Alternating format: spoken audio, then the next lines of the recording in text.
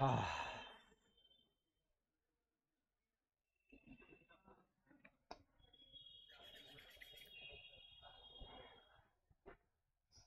कैसे हैं सब आप लोग? ठीक हैं? क्या परिवर्तन होगा पाठ्यक्रम में? सिलेबस में बदलाव कुछ लग रहा है? नहीं। अच्छा, कोई बात है। Correct correction. अच्छा। हाँ हाँ। नहीं नहीं नहीं, सिलेबस बदलाव पहले जरूरी है ना, करेक्शन तो हो ही जाएगा, कोई बड़ा विषय नहीं है। ठीक है, क्योंकि देखिए वो तकनीकी माध्यम होता है कि हाँ भाई, मेरा नाम महतो था, कुमार हो गया, कोई बात नहीं है, ठीक है, या कुछ विषय मेरा जो है तो चयन में गड़बड़ हो गया, तो वो तकनीकी है, हम नहीं भर सकते, साइबर कैफे वाला भरा था, गलती हो गई, वो कोई बड़ा इशू नहीं होता है, आप उसके लिए परेशान मत हो कि करेक्शन का अगर डेट देता है तो भी ठीक है, नहीं भी देता तो भी ठीक, कोई वैसा इशू नहीं रहता, क्योंकि हम लोग वेरिफिकेशन करवाए हैं हर जगह, तो हम लोग ये पता है, मान के चलिए पीजीटी हो या टीजीटी हो, उसमें बहुत ज़्यादा होगा तो आपको एक एफिडेविट लगेगा, ध्यान में रखिएगा, कुछ भी अगर गलती हुई है तो वो एफिडेविट आप बनवा लिए और जाकर दे दिए कि हाँ जो है सो ये मेरी समस्या रही थी, इसका समाधान कीजिए, तो कोई बहुत बड़ा इशू नहीं है, लेकिन सबसे बड़ा इशू है कि आपके सिलेबस में बदलाव हो रहा है या नहीं, परिवर्तन हो रहा है, तो ये सबसे ज़्यादा जरूरी है, पहला।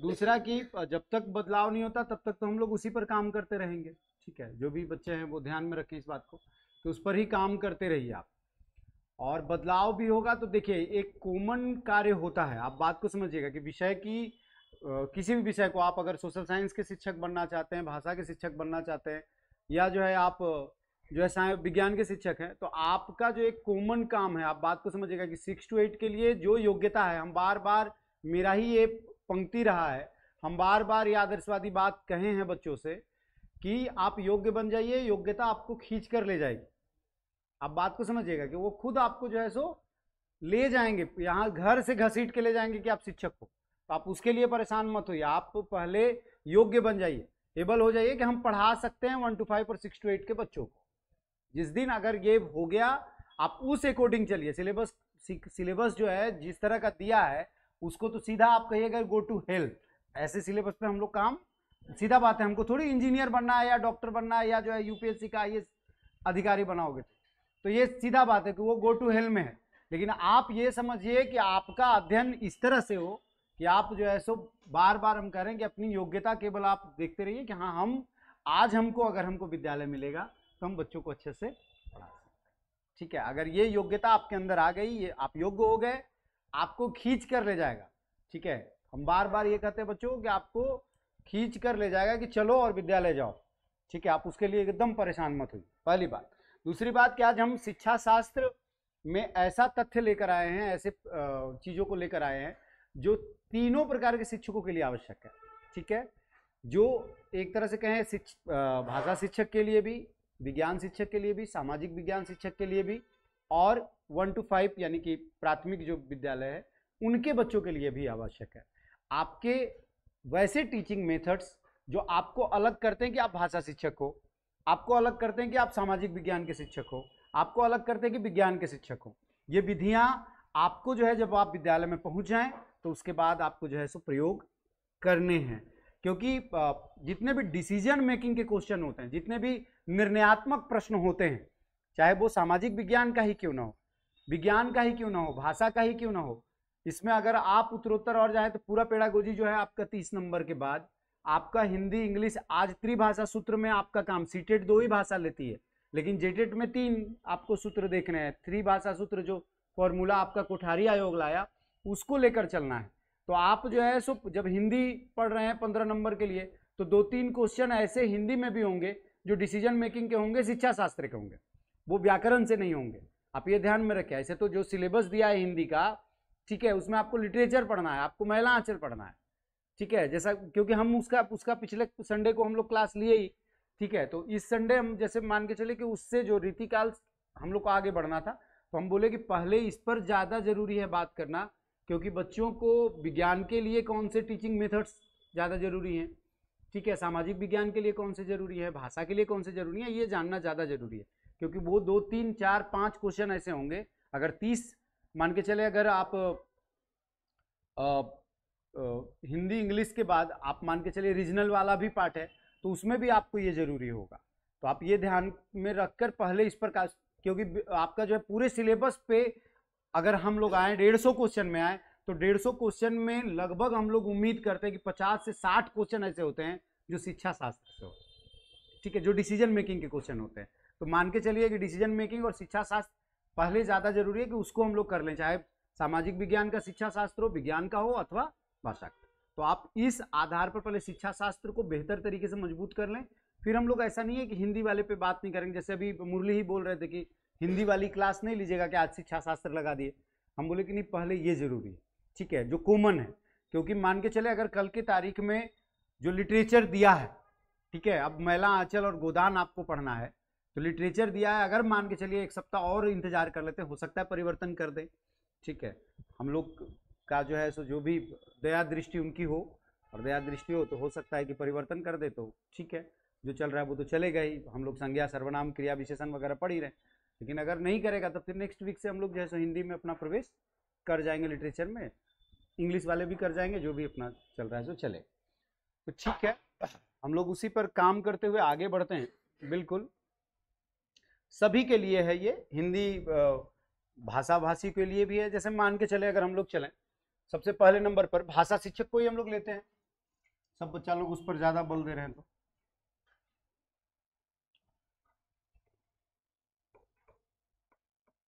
भाषा शिक्षक के लिए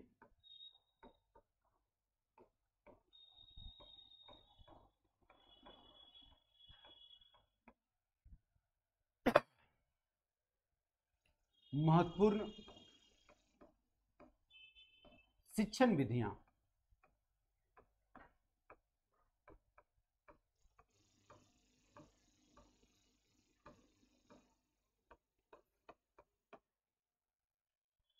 चाहे आप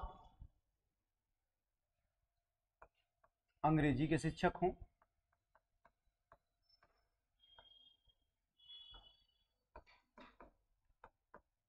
क्योंकि यहां पर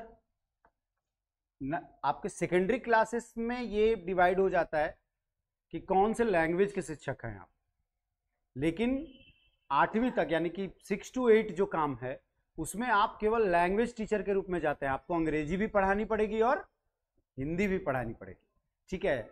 और अगर मान के चलिए कोई आज के दौर में मातृभाषा, क्योंकि वो तो हमारा आप मानकर चलिए कि 1 to 8 में मातृभाषा के लिए बहुत ज़्यादा प्रावधान है कि बच्चा जब अनौपचारिक शिक्षा छोड़कर आता है घर से तो वो मदर टंग लेकर आता है, उसके पास और कोई भाषा नहीं है।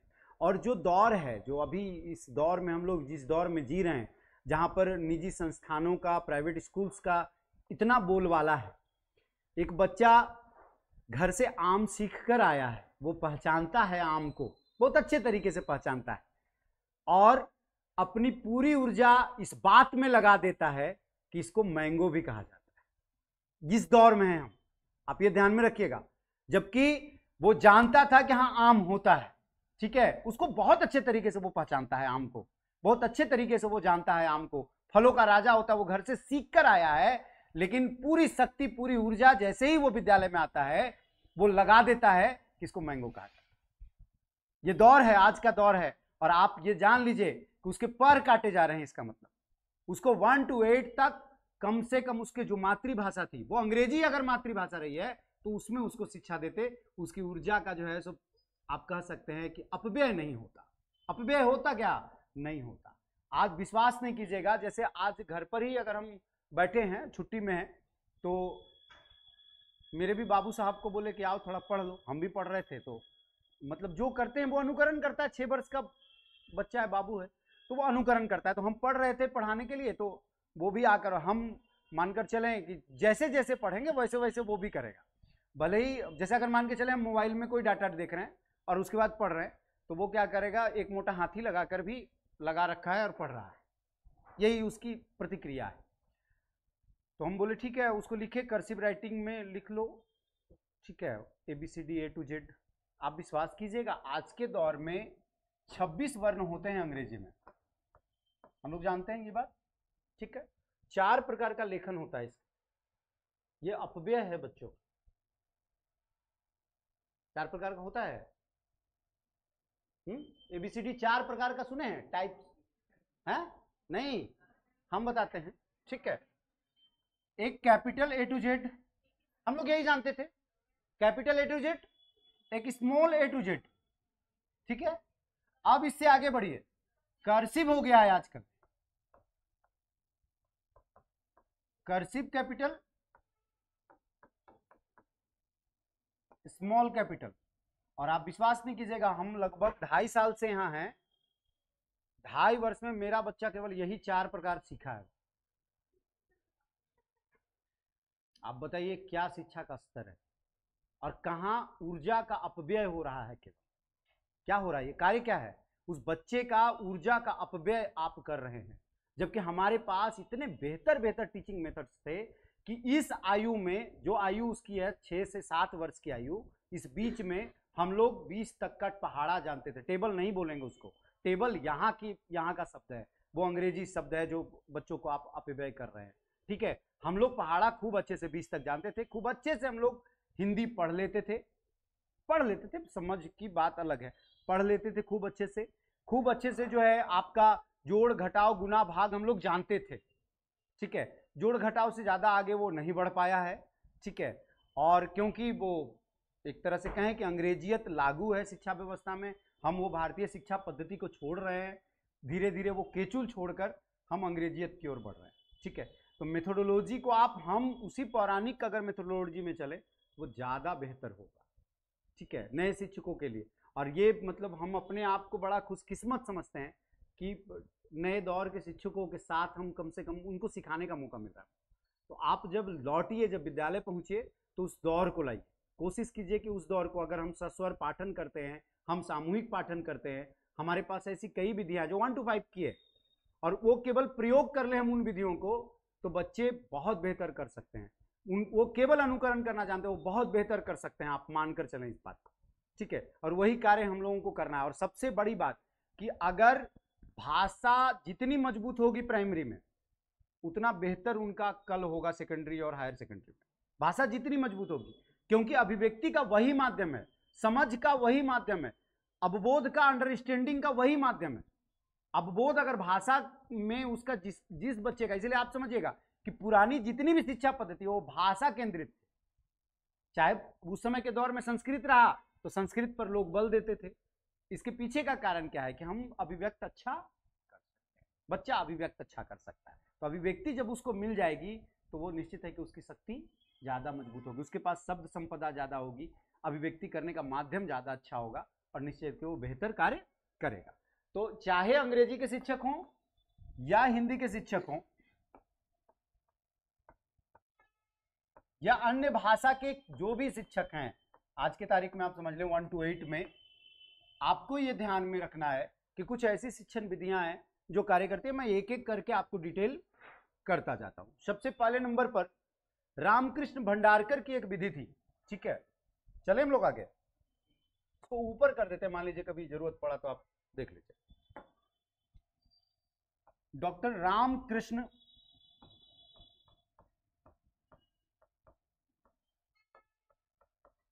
भंडारकर एक विधि लाए थे,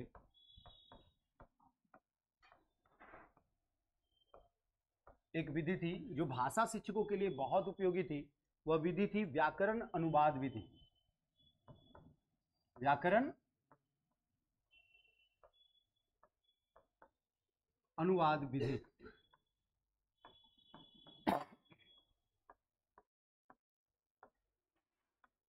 ग्रामर ट्रांसलेशन मेथड।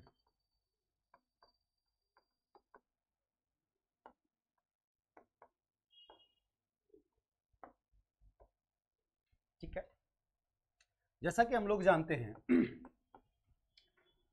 कि 1964-66 में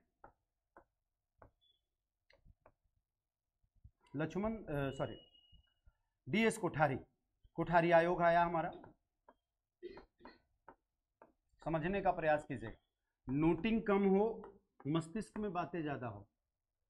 DS कोठारी आयोग में जब वो 16 सूत्री चीजों को लेकर आए, पंचमुख कार्यक्रम लेकर आए, उसमें उनकी जो सबसे प्रमुख जो चीजें थी वो थी त्रिभाषा सूत्र।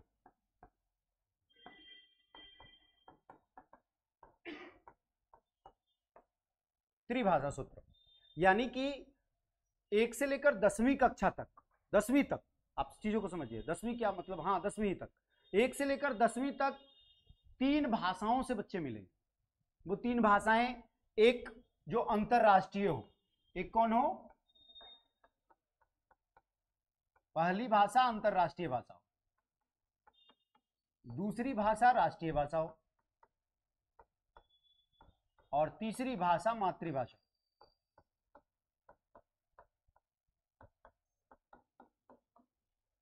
यानी कि बच्चों को कम से कम 3 भाषाओं से मिलना चाहिए, उनका कहना है।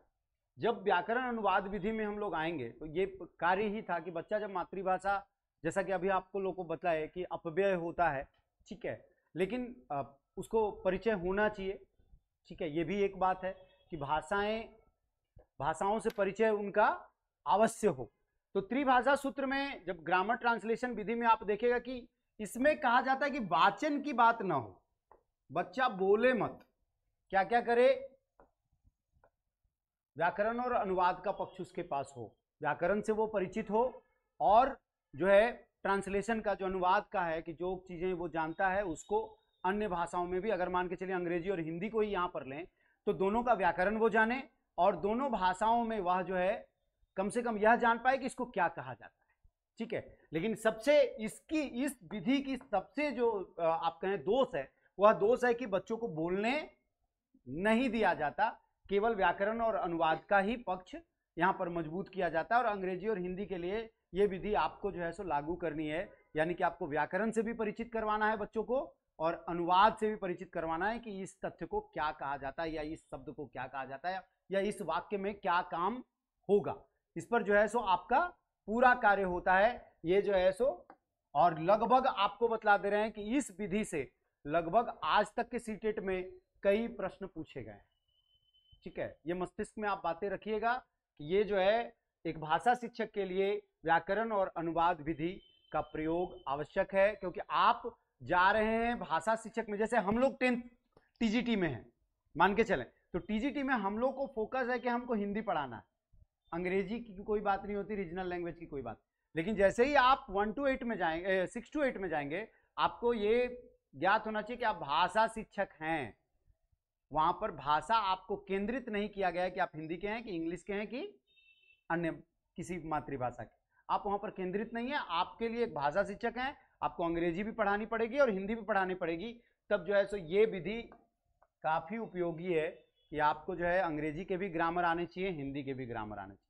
आपको अंग्रेजी में भी हिंदी का अनुवाद आना चाहिए और हिंदी में भी अंग्रेजी का अनुवाद आना चाहिए। और ये विधि, लेकिन वाचन का यहाँ पर कोई पक्ष नहीं। वाचन का मतलब कि बच्चों को आप जो है सो बोलने नहीं सिखा सकते, आप केवल जो है सो उसको भाषा से परिचित करवा।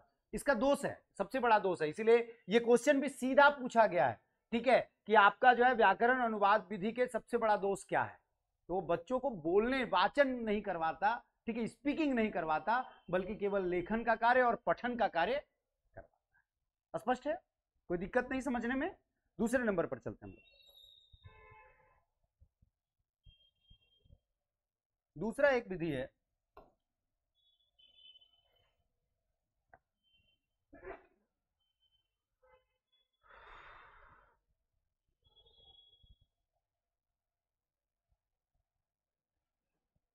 संप्रेषणात्मक विधि।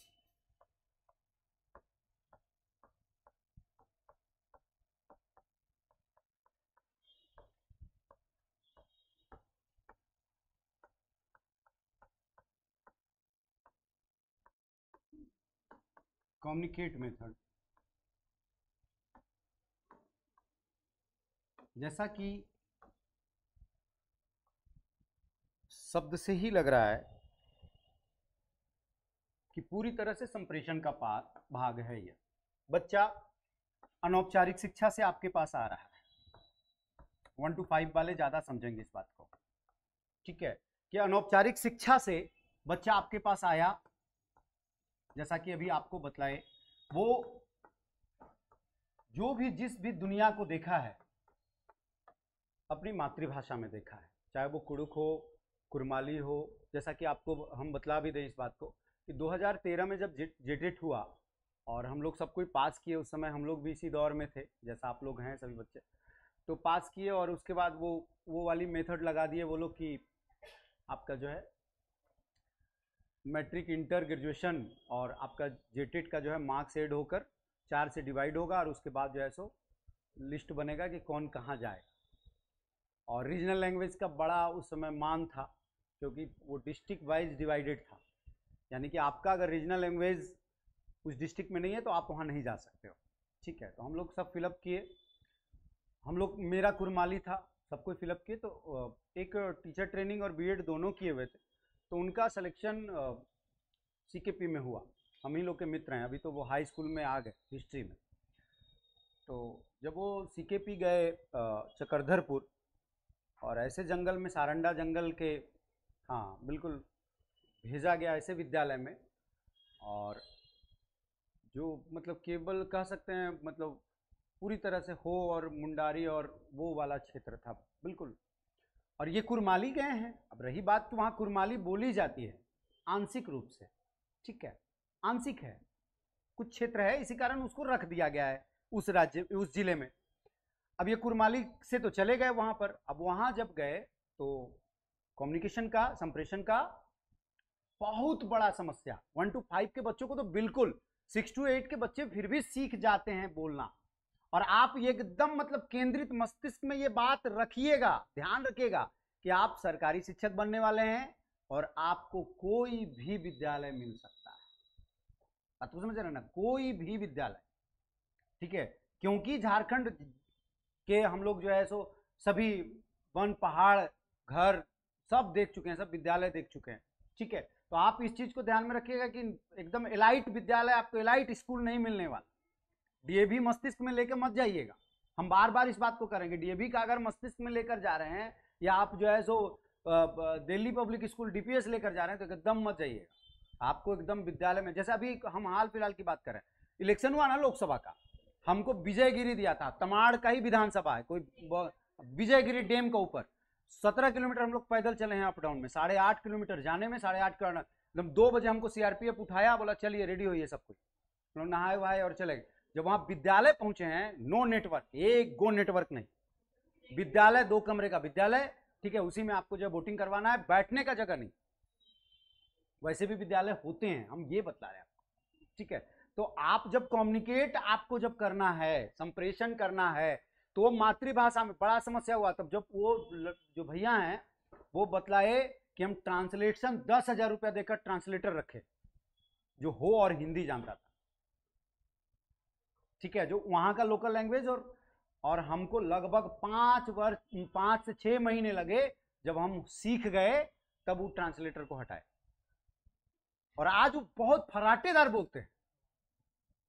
क्या कीजिएगा, आपके पास जो समस्या आएगी, अब वो अच्छे से संप्रेषण कर, बाद में अभी वो आए हैं 2023 वाला जो टीजीटी निकाला ना, वो 19 वाला को, तो 23 में तो अभी वो आए हैं और सिल्ली में उनकी पोस्टिंग, ठीक है, आप सोच सकते हैं। तो विद्यालय आपके मस्तिष्क में होना चाहिए कि एकदम बिल्कुल एलाइट विद्यालय नहीं मिलने वाला है, और आपका संप्रेषण, कम्युनिकेशन जो है मेथड होना चाहिए कि आप कैसे 100% बच्चों तक पहुंच रहे हैं। आप जो भी सूचनाएं दे रहे हैं, जो भी ज्ञान दे रहे हैं, वो ज्ञान 100% बच्चों तक पहुंचे। यानी कि आपको उनके स्तर तक उतरना पड़ेगा, उनके मातृभाषा तक उतरना पड़ेगा, अन्यथा नहीं होगा। ठीक है, वो उनको पहले आप उतरिए उनके मातृभाषा को, फिर जो है आप उनको अपनी भाषा में लाइए, चाहे हिंदी हो चाहे जो भी भाषाएं हो, वो धीरे धीरे। इसीलिए बोला ना कि 6 to 8 में प्रॉब्लम नहीं होगा, बच्चा वहां पर हिंदी जान जाएगा, ठीक है। लेकिन 1 to 5 में जो बच्चा अनौपचारिक शिक्षा से उठकर आया है, परिवार से उठ के आया है, वो बच्चा भी वो केवल माँ की भाषा जानता है, वो परिवार की भाषा जानता है, इसके अलावा वो, ठीक है। तो आपको पहले उस परिवार की भाषा में उतरना पड़ेगा, फिर जो है सो आप जब वो आ जाए अपने स्तर पे, तब फिर जो है सो आप कार्य कर सकते हैं, ठीक है। आगे चलते हैं हम लोग नेक्स्ट।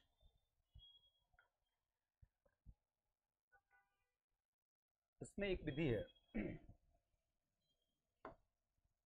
मजा आना चाहिए, चीजें समझ में आनी चाहिए।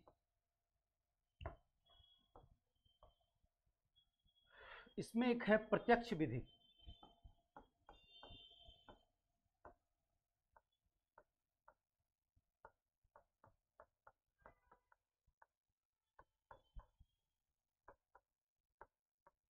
Direct method. अब देखिएगा, इससे पहले हम आप लोग को बतलाए व्याकरण अनुवाद विधि, बतलाए व्याकरण अनुवाद विधि में वाचन निष्क्रिय है, वाचन नहीं है, वहां पर क्या है, हम आपका जो है ट्रांसलेशन करते हैं, हम अनुवाद करते हैं, सॉरी हम जो है ग्रामर पढ़ते हैं और अनुवाद करते हैं, यही कार्य है। यानी कि हम लेखन पर बल देते हैं और पठन पे बल देते हैं, वाचन पे बल नहीं देते।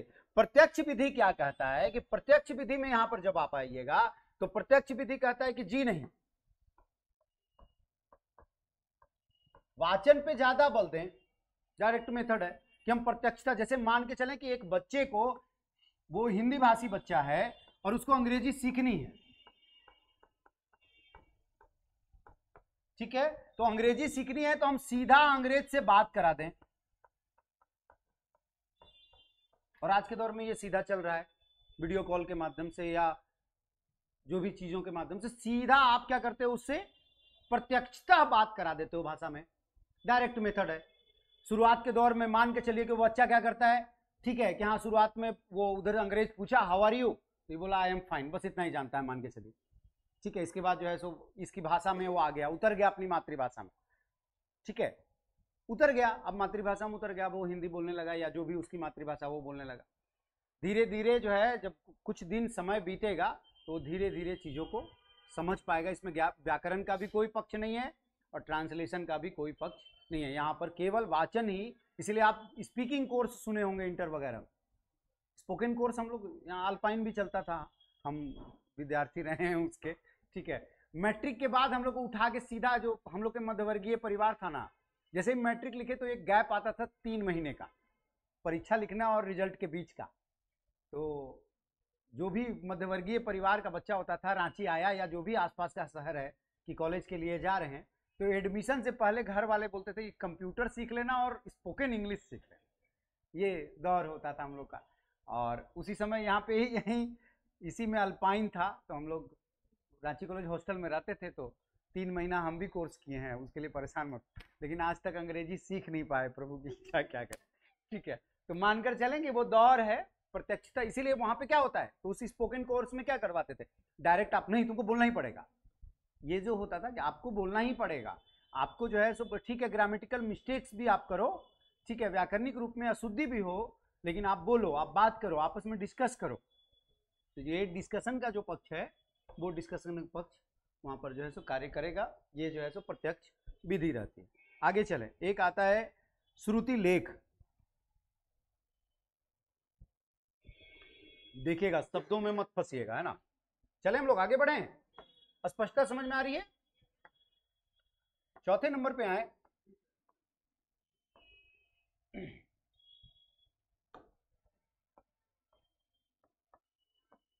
श्रुति लेख। इसमें कुछ शब्द ऐसे आ जाएंगे, कुछ शब्द क्या क्या आते हैं वो हम बताते हैं आपको।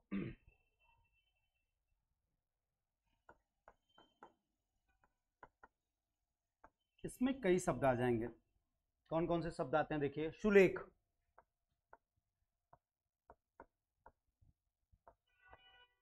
एक शब्द आता है, इसके बाद भी अनुलेख,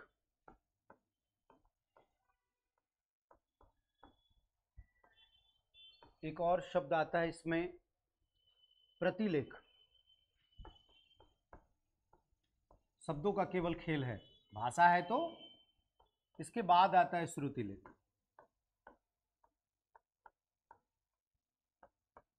सुलेख, प्रत्येक भाषा शिक्षक प्रत्येक दिन, जैसे हम अभी 10वीं में, 9वीं 10वीं के बच्चों को भी पढ़ाते हैं ना, तो पर डे उनका हैंड राइटिंग हमारे पास आता है, 9 क्लास का भी और 10 क्लास का भी। उसमें कोई चेक नहीं होता, केवल ऐसे टिक किए, सिग्नेचर किए, छोड़ दिए। लेकिन बच्चों को कहा जाता है कि जब सुलेख लिख रहे हो, जब हैंड राइटिंग लिख रहे हो, तो उस बीच बिल्कुल चैन से आप सुंदर सुंदर, बहुत अच्छा, एकदम वर्णों का जो बनावट हो बहुत अच्छे से हो। आप उसमें कोई अकबकाने की जरूरत नहीं कि नहीं हम 10 मिनट में लिख लेंगे, कोई जरूरत नहीं। आप आधे घंटे समय लो, लेकिन दिखना बहुत सुंदर चाहिए। ये क्या होता है, सुलेख, अच्छा लेख होता है, ठीक है। उनको बच्चों को दे दीजिए, आप आराम से लिखकर प्रत्येक दिन हैंड राइटिंग आपको जमा कर। अनुलेख, अनुलेख क्या होता है? एज इट इज कॉपी,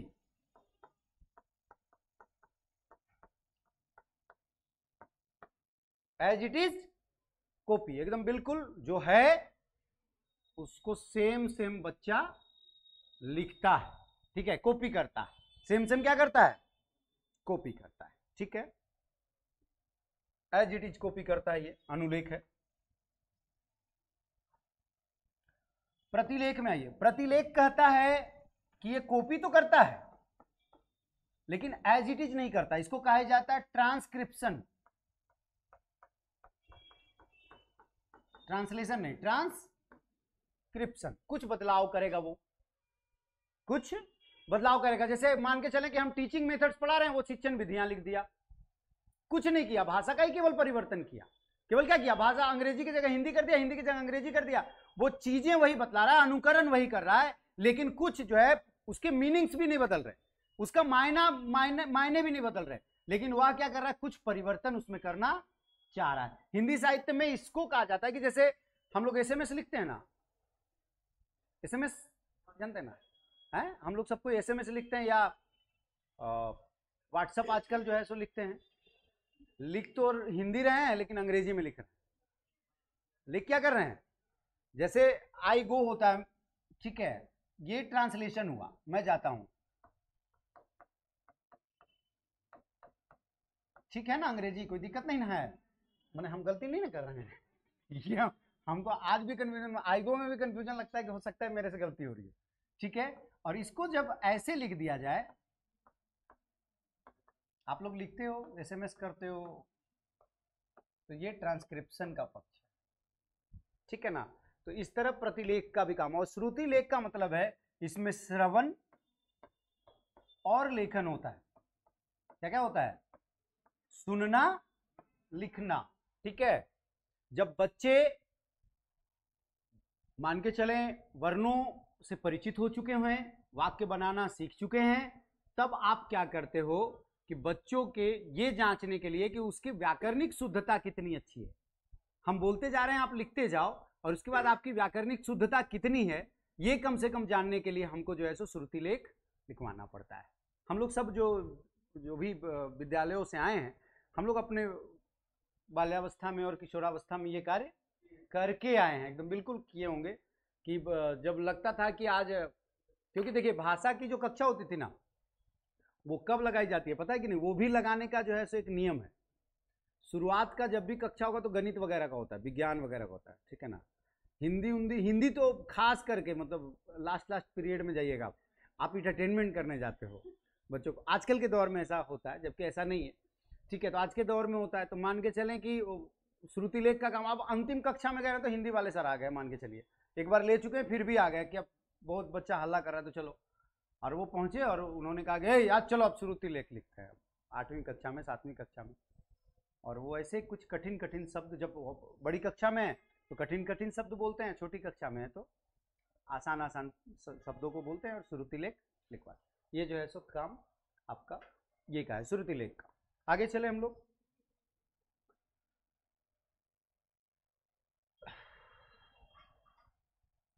एक आता है समग्र भौतिक प्रतिक्रिया।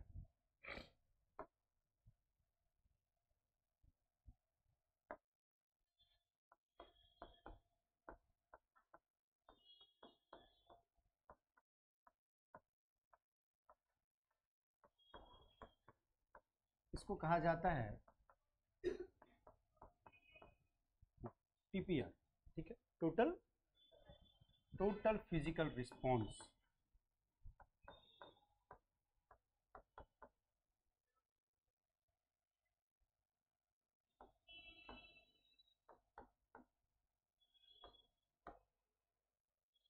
टोटल फिजिकल रिस्पॉन्स यानी कि यहां पर समग्र रूप में, जैसा कि आपको मानकर चलें, क्योंकि ये व्यवहारवादी है, फिजिकल अगर लगा हुआ है तो व्यवहार का पक्ष है। आप बात को इसको समझ लीजिएगा। जब भी हम लोग जब सर पढ़ा रहे होंगे, आप तो संजय सर पढ़ा ही रहे होंगे, ठीक है, उसमें आप 2 प्रकार के अधिगम के सिद्धांत पढ़े होंगे, ठीक है, 2। एक जो है वो व्यवहारवादी है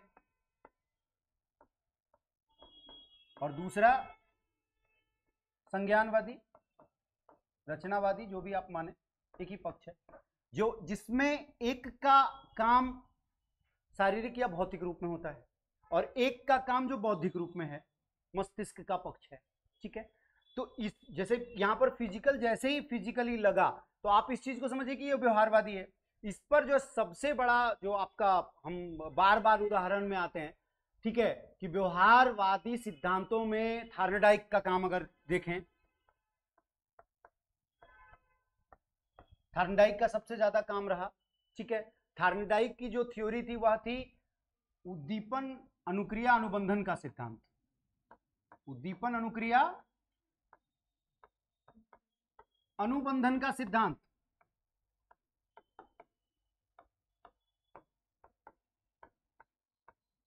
इसको अंग्रेजी में अगर करें, स्टिमुलस रिस्पॉन्स बॉन्ड्स थ्योरी।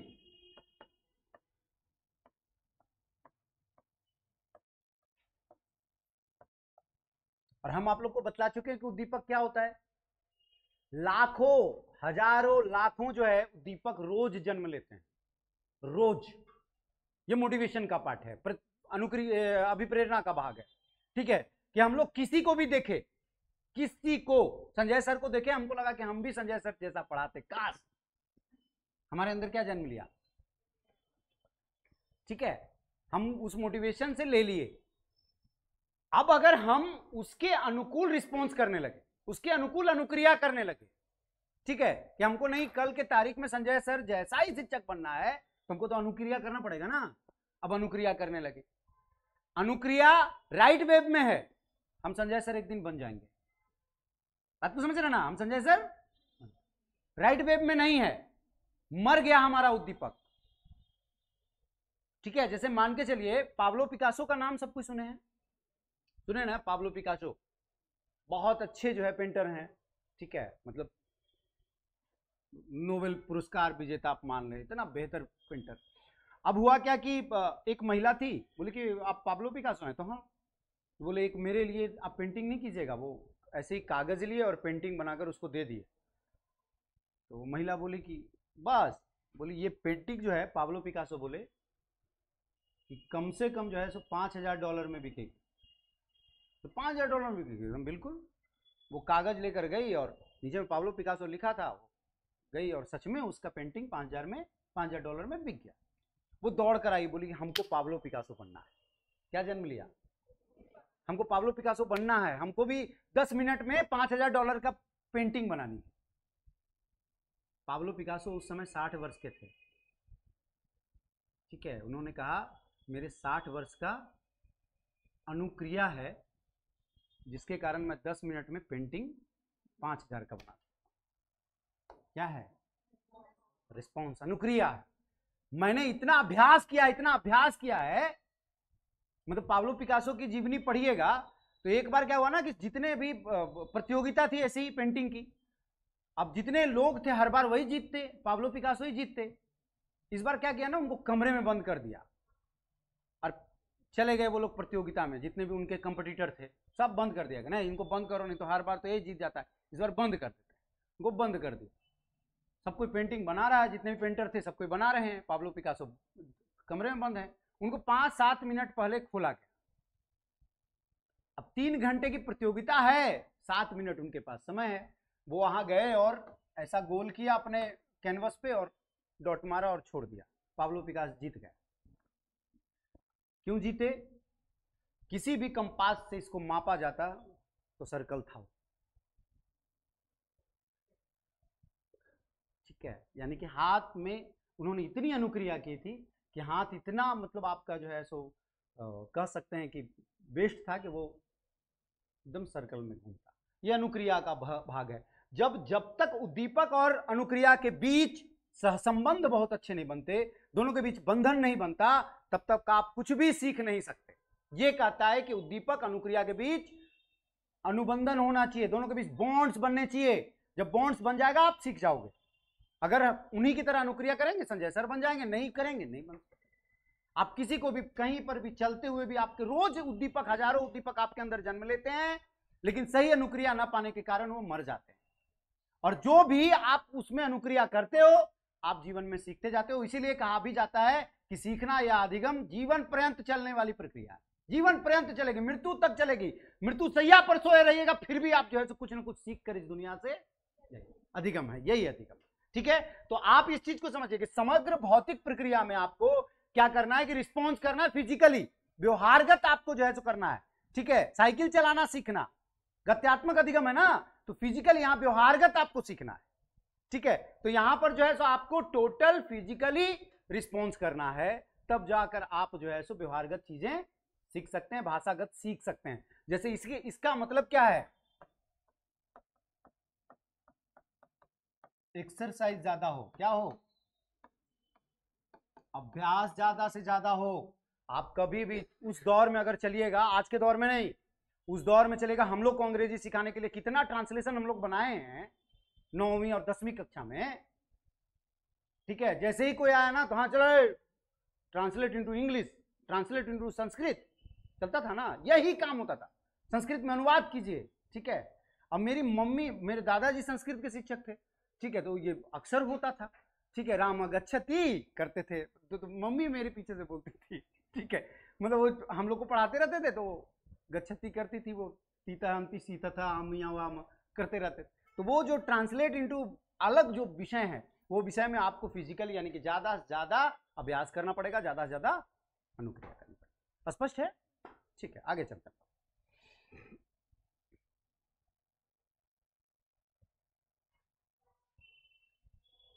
एक आता है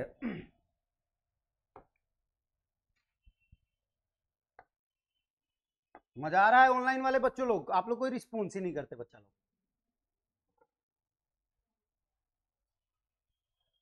ठीक लग रहा है या नहीं, कुछ बताइए भाई, हम बोले ही जा रहे हैं।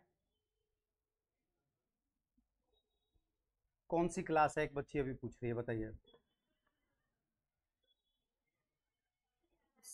वहां पर पहले ग्रुप में देख लीजिए कौन सी क्लास है और क्या करना है। शिक्षा शास्त्र का क्लास है जिसमें मैं आप लोगों को बतला रहा हूं कि अलग अलग शिक्षक के लिए कौन कौन से शिक्षण विधियां जरूरी है। ठीक है, एक आता है आपका 6ठे नंबर पे top down model.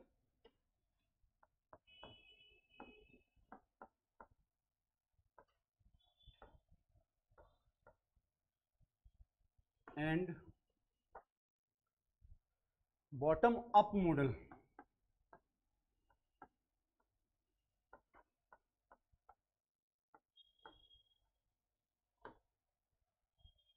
Top down model and bottom up model. भाषा शिक्षकों के लिए ये जो आपकी विधि है वो बहुत जरूरी है। इसमें शुरुआत का एक पक्ष ये होता है, एक पक्ष ये होता है। एक में आप दोनों चीजें को समझ रहे हैं, टॉप टू डाउन जाना है, नीचे जाना है, और एक में बॉटम टू अप जाना है, मान के चलें। ठीक है, एरो से आप समझिएगा, एक टॉप टू डाउन। जब टॉप टू डाउन जाना है, इसमें क्या होगा,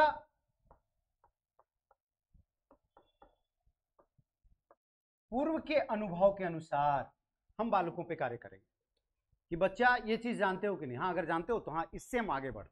ठीक है, तो इसमें क्या होता है कि पूर्व का अनुभव को शामिल किया जाता है। ठीक है, और टॉप से बॉटम की ओर आया जाता है। जैसे मान के चलें, इसमें पूर्णता है, इसको खंड खंड नहीं किया जा सकता, पूर्णता है। जैसे शुरुआत किए किसी बच्चों में, आप ध्यान में रखिए, कहानी बतलाए उसको, हमने क्या किया, पूर्णता की बात की, पूर्ण रूप में उसको बतला दिए कि पूरी कहानी उसको बतला दिए, कहानी वो समझ गया। अब जो है सो एक एक करके नीचे उतर रहे हैं, तब हम भाषा के वाक्य में जाएंगे, फिर भाषा के शब्द में जाएंगे, और फिर स्वनिम शक्ति देखेंगे, ध्वनि देखेंगे, वर्ण देखेंगे, जो भी आप मान। यहां पे क्या है, टॉप टू डाउन है। यहां पर वही जस्ट अपोजिट हो जाएगा। ठीक है, कि शुरुआती में हम क्या करेंगे, वर्ण या स्वनिम को बतलाएंगे, ध्वनि को बतलाएंगे, फिर शब्द को बतलाएंगे, फिर वाक्य संरचना बतलाएंगे और बच्चों से खुद कहेंगे कि आप एक कहानी सुनाओ। ये है आपका जो है भाषा शिक्षक के लिए।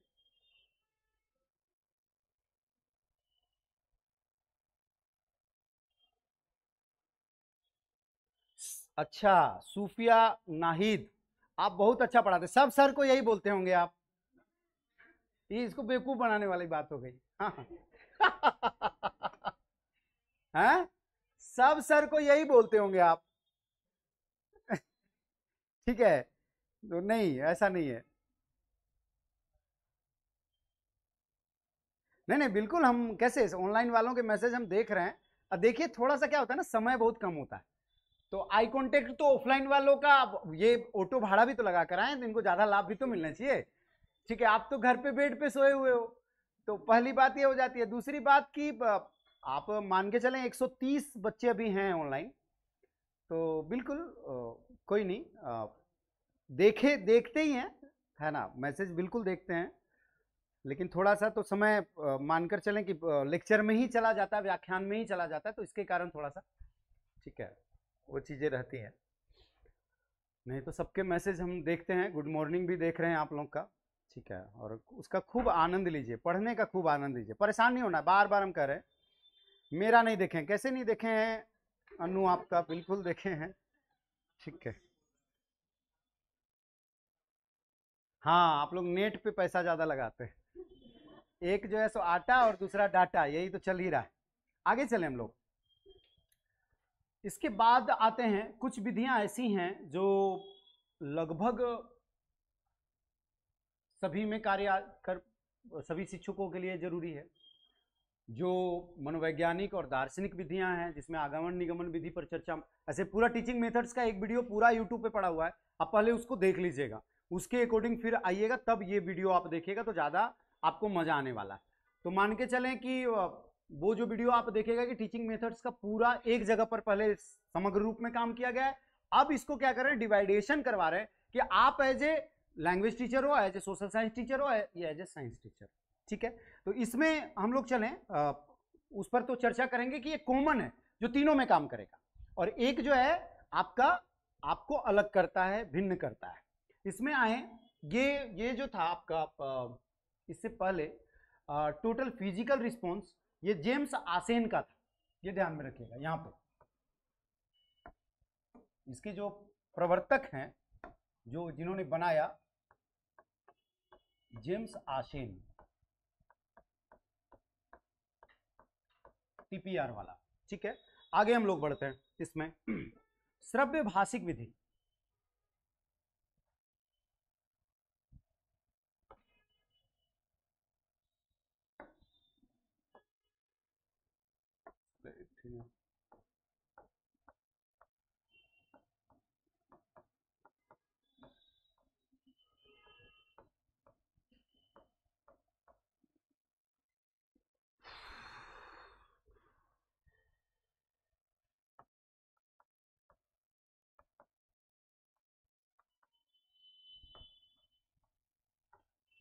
ऑडियो लिंगुअल मेथड, शब्द में आए श्रव्य भाषिक विधि। यहां पर समझे कि बालकों में आप क्या करते हो कि अगर भाषा का पूर्ण ज्ञान उन्हें हो गया, भाषा का पूर्ण ज्ञान का मतलब है व्याकरणिक संरचना से,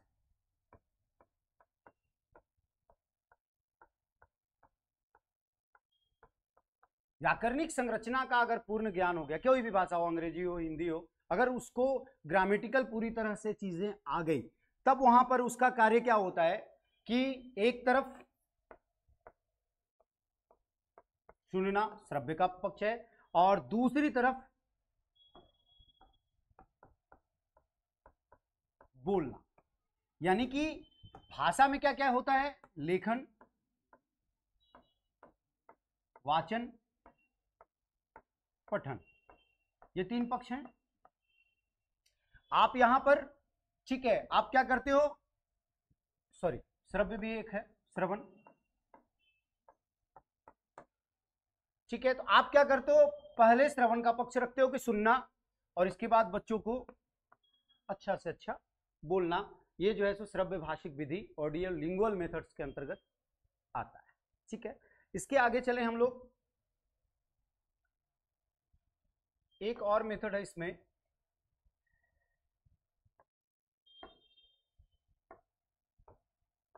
भाषा शिक्षक में समग्र भाषा उपागम।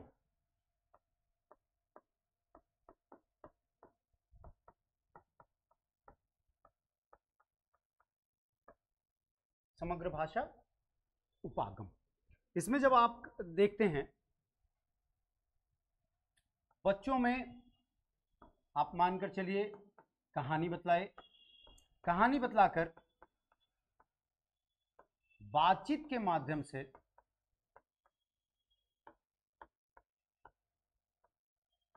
अर्थ निर्माण करवाते हैं।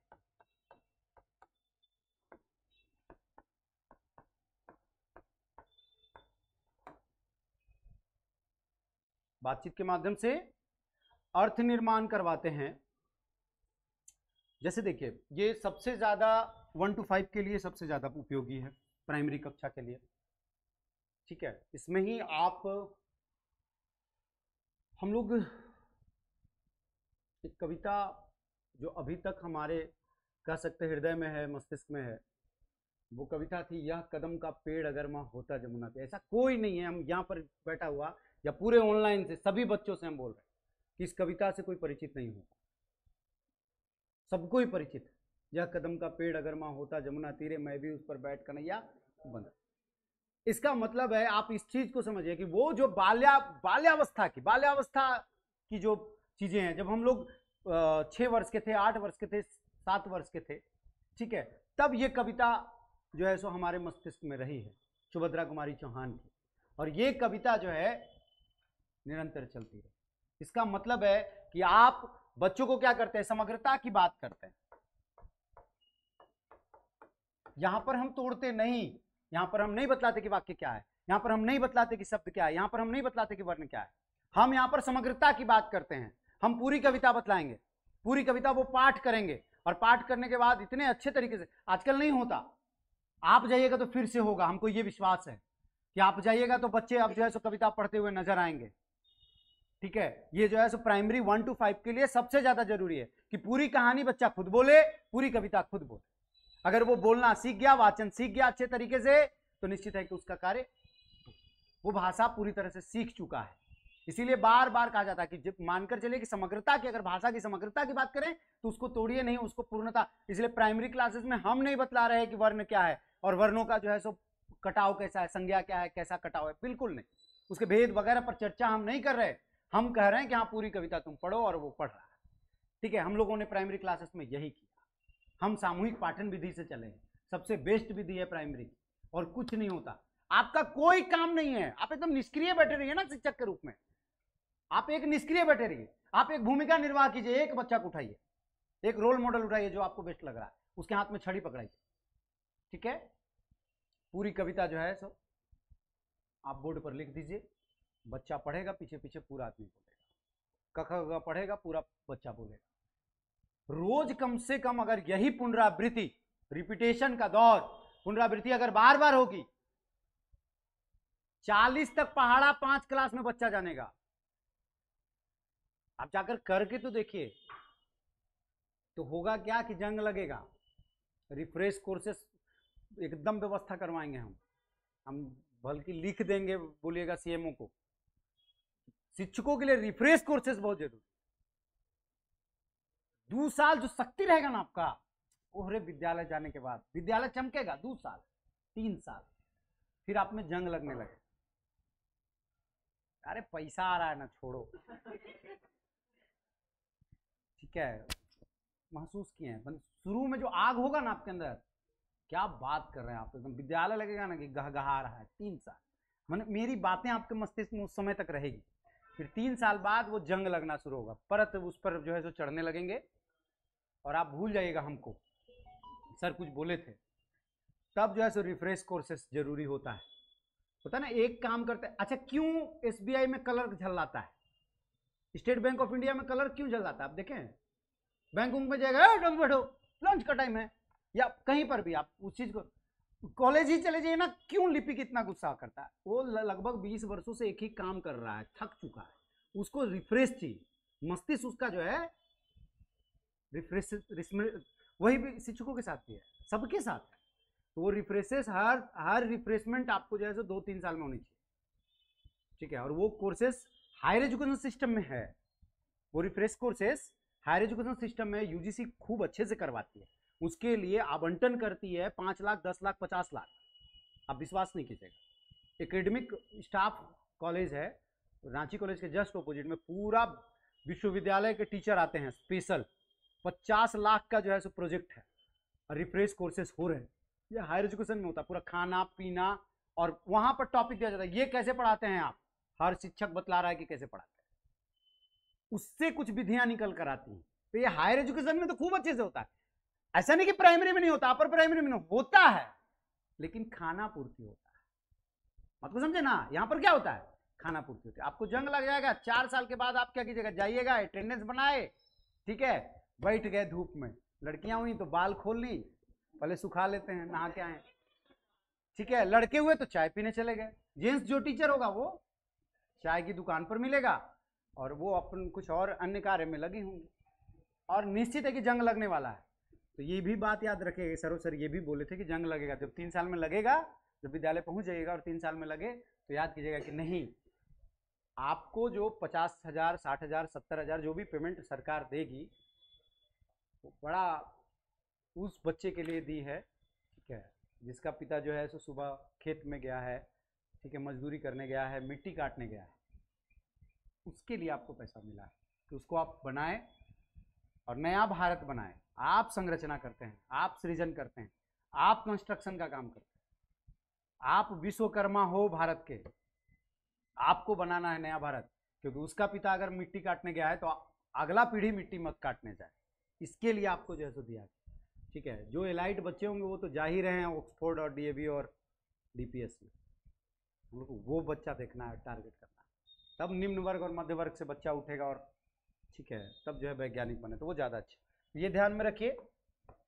ठीक है। आगे चलते हैं, और एक विधि है इसमें, ये तो सब जान ही रहे हैं,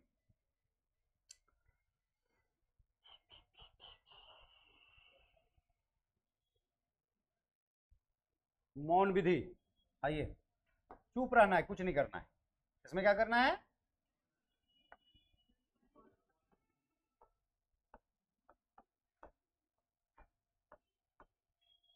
उसमें आप लोग को बताए थे मौन एवं अशाब्दिक अंतःक्रिया, उसमें क्या बताए थे, जो कॉमन वाला था उसमें मौन एवं अशाब्दिक अंतःक्रिया, तो अशाब्दिक का देखिए, केवल मौन और अशाब्दिक में अंतर है, ठीक है, उसमें आपको आंखें बड़ी करनी हो सकती है, उसमें क्या करना होता है, आंखें बड़ी कर रहे हो, आप क्लास ले रहे हो और अचानक से आपको दिखे कि कोना से जो है हुटिंग हो रहा है, एक बच्चा हुट कर दिया, आपको हुटिंग कर रहा है, ठीक है, क्लास को डिस्टर्ब कर रहा है, तो आप पढ़ाते पढ़ाते उसको आंख बड़ा कर दिए, ये मौन एवं अशाब्दिक क्रिया थी, आपको कुछ बोलना नहीं था, उसको करके देख लेना ही उसके क्रिया को शांत करना था, ठीक है। लेकिन यह मौन विधि जो है वो स्पेशल जो है भाषा शिक्षकों के लिए, ठीक है, इसमें ज्यादा काम बालकों का होता है, साइलेंट मेथड, इसमें क्या होता है कि जैसे मान लीजिए आप कोई भी नियम, सूत्र आदि बच्चों को बतला दिए, अब कहे कि आपस में आप लोग बातचीत करो, भारत जैसे देश में जहां पर अंग्रेजी पढ़ाना जरूरी माना जाता है, आज हर पेरेंट्स मानते हैं इस बात को, वहां पर ये वाला सबसे ज्यादा चलता है, ठीक है, कि आप कुछ बतला दिए कि ठीक है आज जो है सो टेंस बतला दिए तुम लोगों को 12, अब आपस में बात करके दिखलाओ, और हम क्या रहेंगे, हम अब चुप रहेंगे, हम केवल क्या करेंगे, बैठकर प्रेक्षण करते रहेंगे, ऑब्जर्व करेंगे कि हाँ बच्चे क्या क्या बात कर रहे हैं, कैसे कर रहे हैं, और हमारा कोई काम नहीं, आपका बच्चों का काम है। अब अंत में हम आएंगे और फिर से बतलाएंगे कि तुम्हारा ये वाक्य गलती था, तुम्हारा इस जगह पर ये होगा, ये प्रेजेंट पास्ट टेंस का है, का जो भी होता होगा, हमको अंग्रेजी पता नहीं, ठीक है। हेतु हेतु मत भविष्यत का है, तो ये वाला जो है तो तुम मत प्रयोग करो, ये वाला करो, शैल भी, ठीक है, विल भी, जो भी होता है। तो ये आप अंत में करते हैं, आप मौन रहते हैं, बच्चों से सक्रियता ज्यादा से ज्यादा करवाते हैं। आइए एक और आता है द्विभाषिक।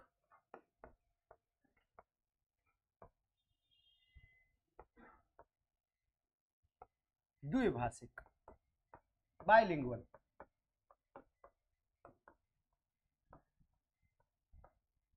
क्योंकि जैसा कि हम पहले ही बतला चुके कि कोठारी आयोग त्रिभाषा सूत्र लाई है। कोठारी आयोग क्या लाई? त्रिभाषा सूत्र लाई है। और आप जान रहे हैं, अगर सीटेट में चलें आज के तारीख में, 2 भाषाओं का चयन आपको करना है। क्यों? सिलेबस में ही इसका उत्तर आ जाता है, ठीक है, कि आपको कम से कम 2 भाषाओं से परिचित आवश्यक होना है। आप एक शिक्षक के रूप में 1 to 5 और 6 to 8 जाते हैं, तो सामान्य रूप में आपको यह जानकारी होनी चाहिए कि अंग्रेजी क्या है, हिंदी क्या है, पंजाबी क्या है, मराठी क्या है, या जो भी 2 भाषाएं आपको जाननी होगी, और उसके बाद ही आप विद्यालय जा सकते हैं। तो वहां पर भी आप क्या करते हो कि बच्चों में, ठीक है, आप जो है द्विभाषिक कम से कम कार्य करते हो कि मातृभाषा वो सीख कर आया है, और आपको जो एक भाषा है वो कम से कम उसके स्तर पर, चाहे राष्ट्रीय हो या अंतर्राष्ट्रीय। जब वो फिर जब आगे बढ़ेगा तो त्रिभाषा सूत्र में चला ही जाता है, जहां पर कोठारी आयोग खुद इस चीज को कह रहा है कि एक जो है सो मातृभाषा, एक राष्ट्रीय, एक अंतर्राष्ट्रीय। हमारे यहाँ जैसे मातृभाषा के लिए हम लोग लिए थे संस्कृत। आप याद कीजिए, अगर कोई 10th उस दौर में लिखा है संस्कृत, हिंदी, अंग्रेजी, ठीक है। आज अगर मातृभाषा में बहुत सारे बच्चे हैं जो कुरमाली लेते हैं, पंचपरगनिया लिए, 10th में ही ले लिए, यहाँ हम जो है सो ये पढ़ेंगे। हमारे विद्यालय में सब पंचपरगनिया लेते हैं, सभी बच्चे लेते हैं 10th में, ठीक है, पंचपरगनिया। और खुद मतलब जो जिनके नाम से आप पंचपरगनिया टाइप कीजिएगा तो उस शिक्षक का नाम आता है, वो बेचारे 78 वर्ष की आयु में मेरे स्कूल आते हैं पढ़ाने, और आसपास के सभी विद्यालय जाते हैं, ठीक है। राष्ट्रपति पुरस्कृत, मतलब राष्ट्रपति पुरस्कार से पुरस्कृत व्यक्ति हैं पंचपरगनिया के, करमचंद अहीर सर, ठीक है, आते हैं, तो हम नाम ले रहे हैं, उसमें क्या दिक्कत?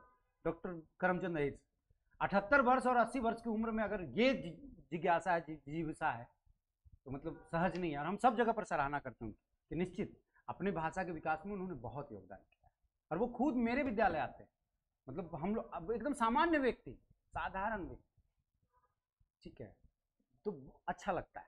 तो आप मानकर चले कि वो जो है सो बाइलिंगुअल आपको काम करना पड़ेगा, ठीक है। आगे चले, अब एक ऐसे कुछ जो है आपका कार्य है जिसमें कॉमन होता है, नहीं एक और बता देते हैं, रुक जाइए 1 मिनट। एक देखिए जो प्राइमरी क्लासेस का सबसे ज्यादा जरूरी है भाषा शिक्षण में, सामूहिक पाठन विधि। सामूहिक पाठन विधि, आप कुछ आप सक्रिय रहें तो भी ठीक है, नहीं रहें तो भी ठीक है। एक शिक्षक के रूप में आप सक्रिय रहें तो भी ठीक है, नहीं रहें आप किसी भी बच्चे को उठाकर कर सकते हैं। आप ऑब्जर्वेशन करने बैठ जाइए, परीक्षण करने बैठ जाइए, बच्चे बोल रहे हैं कि नहीं बोल रहे हैं, ठीक है। हम कई बार कह चुके हैं ना कि हम विद्यालय ऐसे चलता था, लगता था पूरा गांव जान रहा है, अपने आप पता चल रहा है कि पूरा गांव को पता हो गया कि विद्यालय खुल गया है, ठीक है।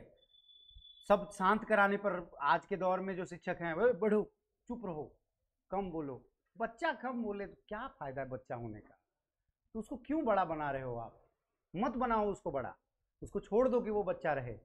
उसको बोलो कि जितना ताकत है ना, पूरी शक्ति से जो है सो तुम बोलना, जो जो बोलेंगे। आगे आगे हम बोल रहे हैं, पीछे पीछे। और जब 40 बच्चा का वो कक्षा जब चिल्लाएगा ना कि 2 एकम 2, तो सब बच्चा चिल्लाएगा 2 एकम। पूरा गांव का, ठीक है, नीचे टोला से लेकर ऊपर टोला तक को पता होना चाहिए विद्यालय। और जब ऐसा 10 दिन वो कर लेगा बच्चा, 10 दिन केवल करेगा ना, तो 2 का पहाड़ा नहीं 20 तक का पहाड़ा वो बहुत अच्छे से बोल लेगा, समझ लेगा, ठीक है। क ख ग उसको बता दीजिए, 1 से लेकर 100 तक की गिनती बतला दीजिए। 5 कक्षा तक आपको करनी है, रोज करवाना है 100 तक की गिनती, ठीक है। आपका जो है 20 तक का पहाड़ा, क ख ग ABCD जो आपको करवाना है, ठीक है, फिर जो है पर डे थोड़ा बड़ा हुआ, दो तीसरी कक्षा में गया, रोज वर्ड मीनिंग लिखवाई, रोज जो है जो TI जी या टाइगर टाइगर मन करता रहेगा, वो चिल्लाता रहेगा। आप समझ रहे क्या हो जाएगा बच्चा, वो 5 वर्ष में जो है आग निकलेगा, आग। जब 5वीं 6ठी कक्षा में जाएगा ना, तो वो सभी विषय में मजबूत होकर निकलेगा। और ये सामूहिक पाठन विधि है जो सबसे मजबूत विधि है भाषा में, ठीक है।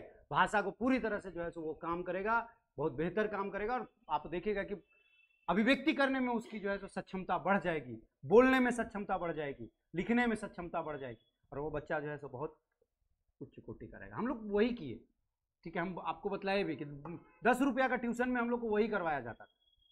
और ये बनी बनाई एक विधियां हैं, ये विधियां भारतीय विधियां हैं, पाश्चात्य से नहीं आई हैं, ये भारतीय विधियां हैं। और हमारे गुरुजनों, जो भी हमारे गुरुकुल के गुरुजन थे, उन्होंने ये कार्य करवाया। वो छड़ी का डर बार बार, यही तो आज जो है सो आपका RT में जब छड़ी हटा दिया गया, आज कह रहा है ना, हर शिक्षक बोलता है मेरी छड़ी लौटा दो, मैं देश का अनुशासन लौटा दूंगा। आप खाली उस शिक्षक का छड़ी लौटा दीजिए, ठीक है। लेकिन आप ये मत सोचिएगा कि संविधान में लिख दिया कि RT राइट टू एजुकेशन के तहत छड़ी नहीं लगाना है, एकदम नहीं सोच के जाइएगा। आप जाइएगा, आपके अंदर हो सकती है कि मौन और अशाब्दिक अंतःक्रिया करके आप बच्चों को डरा सकते हैं। उसको डर होना चाहिए, ठीक है, उसको नहीं ये होना चाहिए कि हाँ हम जाकर पिताजी को बोलेंगे तो पिताजी आ जाएंगे, ठीक है। क्योंकि आप जब आप काम कीजिएगा जॉन डीबी की तरह त्रिमुखीय सूत्र में चलिए, समाज को भी लेकर चलिए, उसके पिताजी से जाकर कभी जाकर बैठिएगा तब तो, कि क्या जी कैसा आपका बच्चा तो पढ़ नहीं रहा, वो आपको कैसे नहीं आपका जो है सक्रियता देखेगा। जिस दिन आप मार के भेजिएगा उस दिन टीचर नहीं आएगा, बोलेगा अच्छा शिक्षक है, घर तक आता है पूछने। आप तो वो कार्य किए ही नहीं। आप क्या किए, 10 जो 9 से 3 का आपका ड्यूटी था, आप किए छुट्टी। कभी तो घूमने जाइए, उन पेरेंट्स से मिलने जाइए, और नहीं तो पुराने जमाने के शिक्षकों से मिल लीजिए। आप एक बार तो कोई तो होंगे घर आसपास में, वो क्या करते थे, सब जो है ना आसपास के शहर में रहना चाहते हैं, अपना बेटा को क्योंकि वहाँ प्राइवेट स्कूल में पढ़ाना है, ठीक है ना। जबकि हम उस दौर के शिक्षक जो होते थे वो क्या, वो सीधा उठे विद्यालय के आसपास रेंट लेते थे ना, या विद्यालय में रहते थे। वो दौर खत्म है, तो मान के चलिए उसको तो लाना पड़ेगा, सामूहिक पाठन विधि। अब इसके बाद एक कॉमन ऐसा काम है, ये क्या हो गया, इंक्लूड नहीं करेंगे हम तुम्हारा पेज, हम इसी में काम करते हैं। 12वें नंबर पर है जो भाषा शिक्षक के लिए भी जरूरी है, जो विज्ञान शिक्षक के लिए भी जरूरी है। कुछ ऐसी विधियां हैं जो तीनों के लिए जरूरी है, सामाजिक विज्ञान के लिए भी जरूरी है, सामाजिक विज्ञान के शिक्षक के लिए। इसमें कुछ विधियां आती हैं, जैसे मान के चलिए आगमन निगमन,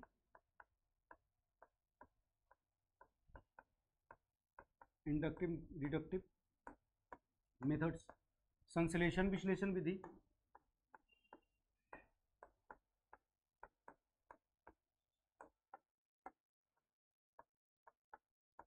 क्योंकि मनोवैज्ञानिक विधियां हैं, ये क्या है, मनोवैज्ञानिक विधियां हैं।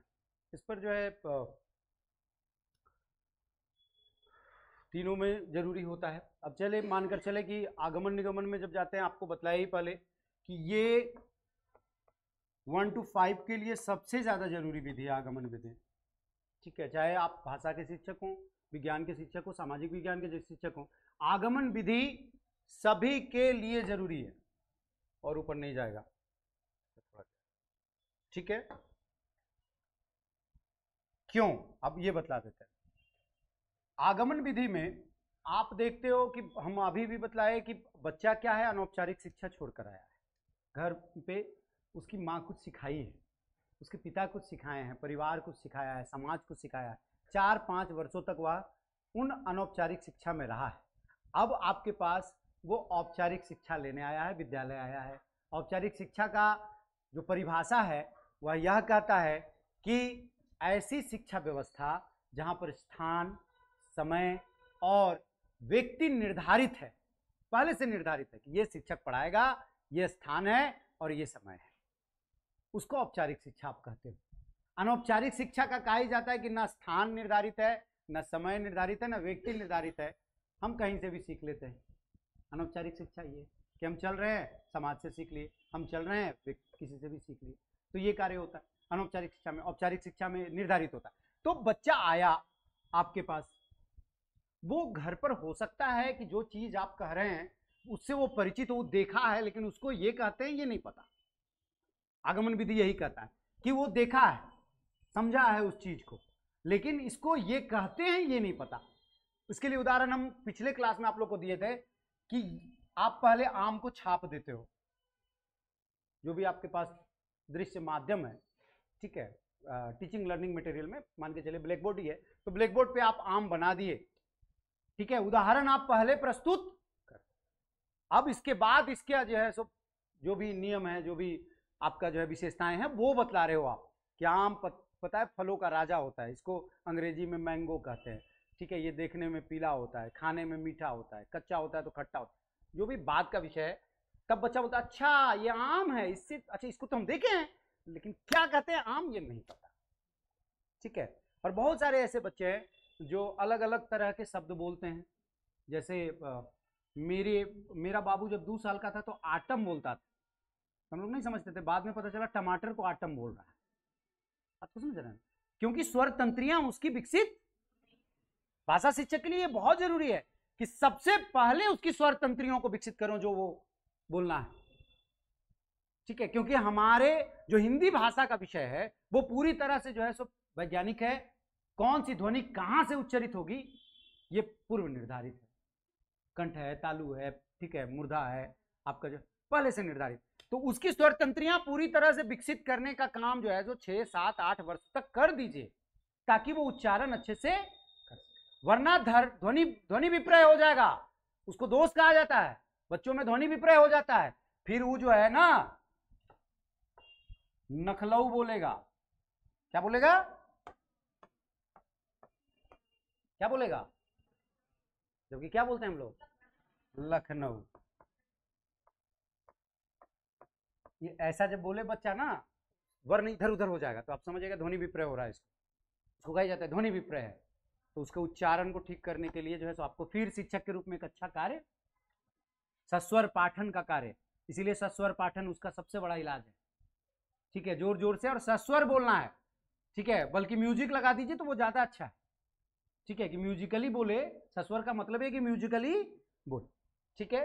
इसके बाद चले हम लोग, बोध प्रणाली भी इसके अंतर्गत आती है, ये 6 to 8 के लिए, 6 to 8 के लिए भाषा शिक्षकों के लिए बोध प्रणाली है।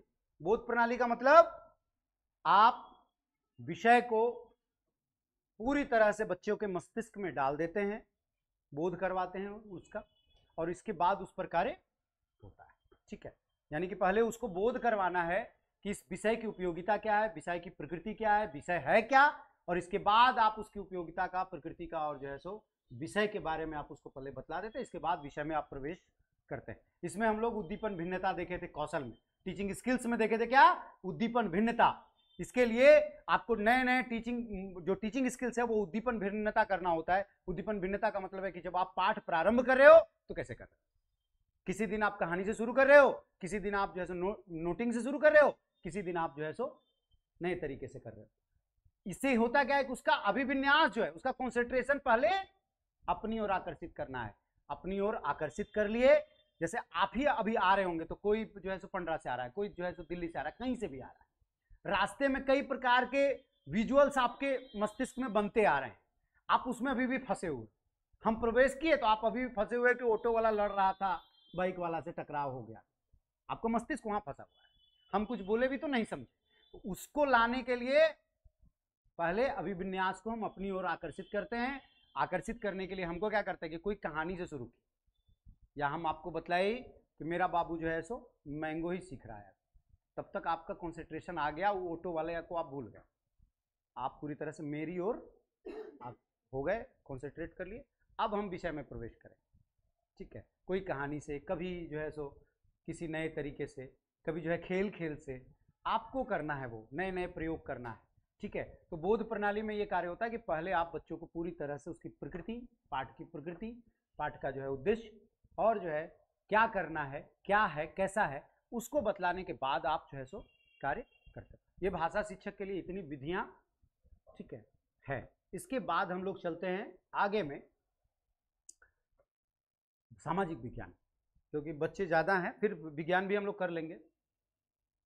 पॉइंट के साथ लिखवा देते हैं, ये बड़ा समस्या है। क्या मजा नहीं आ रहा आप लोग को? लेखन जरूरी है। अरे किताबें तो बाजार में बहुत है, मस्तिष्क में रखें वो ज्यादा अच्छा है। ठीक है, ये डिसीजन मेकिंग का क्वेश्चन है, इसको कोई लिख के नहीं बताया जा सकता। आप बात को बार बार कह रहे हैं हम, इसको लिख के नहीं बताया। जहां पर फैक्चुअल पार्ट होगा, जहां पर तथ्यात्मक कोई चीजें होंगी, हम नोटिंग करवाते हैं। जैसे मान के चलिए रोल ऑफ टीचर्स का था, ठीक है, या मान के चलिए आपका जो है ज्ञानात्मक, आपको बीएस ब्लूम का आपका पूरा जो है सो हम बतलाए थे शिक्षण के उद्देश्य से, तो वहां पर नोटिंग है। लेकिन जहां पर नोटिंग नहीं है, यहाँ डिसीजन मेकिंग क्वेश्चन है, आपको मस्तिष्क में ये बातें रखनी है और उसके बाद कार्य करना है। ठीक है ना, आगे चले हम लोग सामाजिक विज्ञान वाले शिक्षक में। हेलो, क्लास में? क्लास क्लास हाँ तुम जाओ ना, हम आते हैं। ठीक है,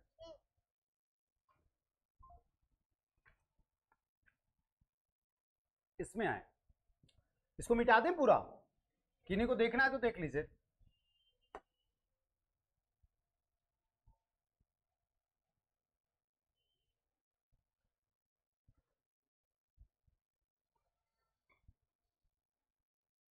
जहां पर भी नोटिंग का काम होता है आपको अच्छे तरीके से करवा दिया जाता है, ठीक है ना, और परेशान होने की आवश्यकता नहीं है। जहां पर केवल लेक्चर मेथड है, चीजों को समझना है, उस पर कार्य हो रहा है,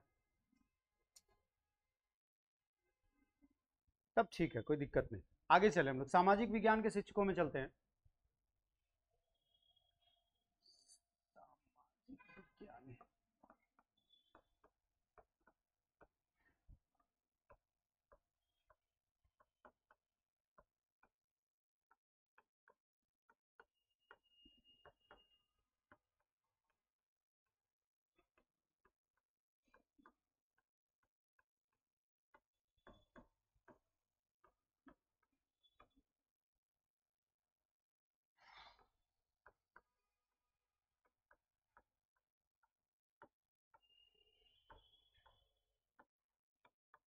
महत्वपूर्ण शिक्षण विधियां इनके लिए, सामाजिक विज्ञान के शिक्षकों के लिए।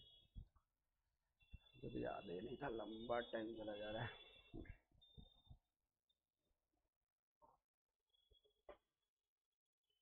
ठीक है, इसमें जो सबसे महत्वपूर्ण है सामाजिकृत अभिव्यक्ति विधि।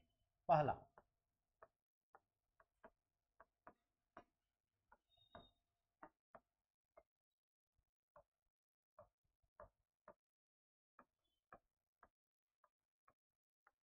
सामाजिकृत अभिव्यक्ति विधि, express method, social express method. इसमें अगर हम लोग चलें तो दो वर्ग बनता है इसका, पहले ध्यान दीजिए। एक वर्ग बनता है अनौपचारिक वर्ग,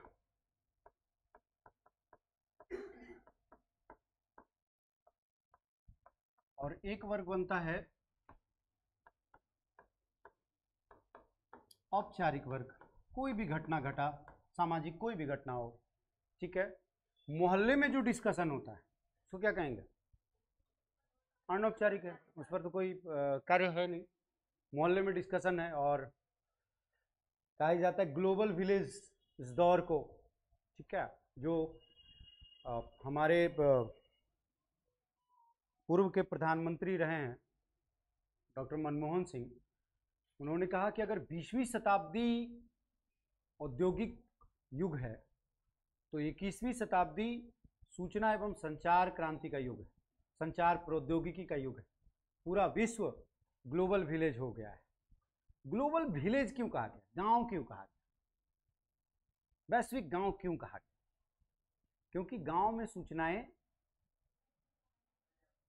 आग की तरफ फैलती है और बदलाव हो के जाती है, यहाँ से वहाँ बदलाव हो के जाती है ना।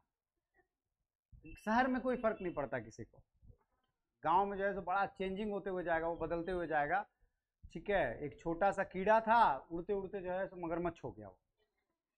ठीक है, बातें उड़ती उड़ती क्रोकोडाइल हो जाता है, एकदम होता है, ठीक है, इसीलिए वो कहा गया।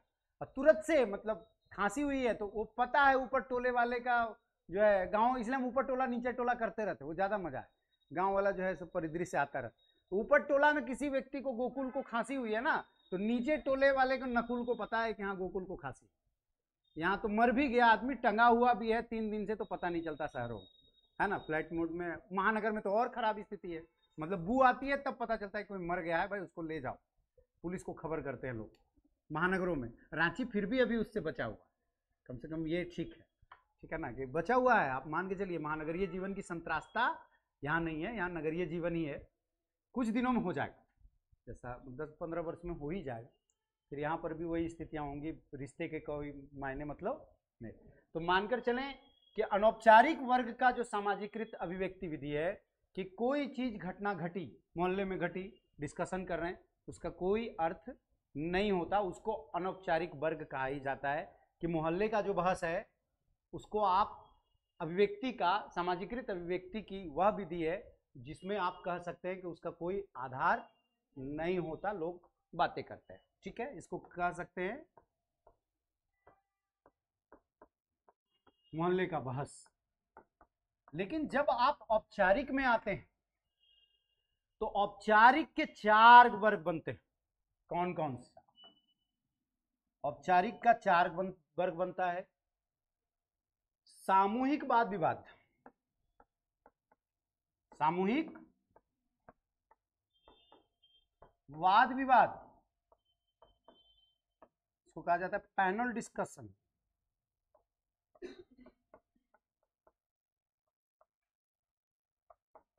पैनल डिस्कशन, नीचे नहीं दिखाई पड़ रहा होगा, यहां से चलता है, दिख रहा है अब। पहला वर्ग जो है वो सामूहिक वाद विवाद का है। इसमें टॉपिक दे दिया जाता है कि हाँ ये टॉपिक है, या जो घटित हुआ है समाज में, उस पर जो है सो आपस में जितने भी विद्वान लोग हैं, जितने भी उसके जानकार लोग हैं, आपस में क्या करते हैं, उस तर्क वितर्क करते हैं, और उस तर्क वितर्क में कुछ अर्थ निकलकर सामने। दूसरा है विचार समिति।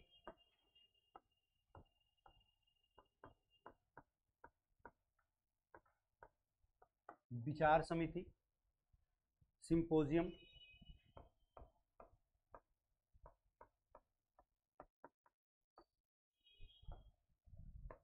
एक तरह की औपचारिक ऐसा वर्ग है जहां पर विचारात्मक कार्य होते हैं, और शिक्षित वर्ग को समूह के साथ होते हैं, बड़े वर्गों के साथ होते हैं, जो जानकार होते हैं, जो अनुभवी होते हैं, उनकी एक समिति बैठती है और उस पर जो है सो तर्क वितर्क होता है। जैसे मान के चलें कि आज के तारीख में विधवा विवाह पर जो है सो अगर विचार समिति बनी हो और वो जो है सो तर्क कर रही हो, बाल विवाह पर जो है सो विचार समिति बनी हो और तर्क कर रही हो, और उस पर जो है सो कुछ एक जो है सो रिपोर्ट, प्रतिवेदन वह बतला रही है कि हाँ ऐसा जो है सो कार्य है। जैसे अभी तत्काल में एक विचार समिति बनी है जिस पर यह बतलाया जा रहा है कि लड़कियों की भी अब आयु शादी के लिए 21 वर्ष होनी कम से कम, ठीक है, और इस पर बातें चल रही है।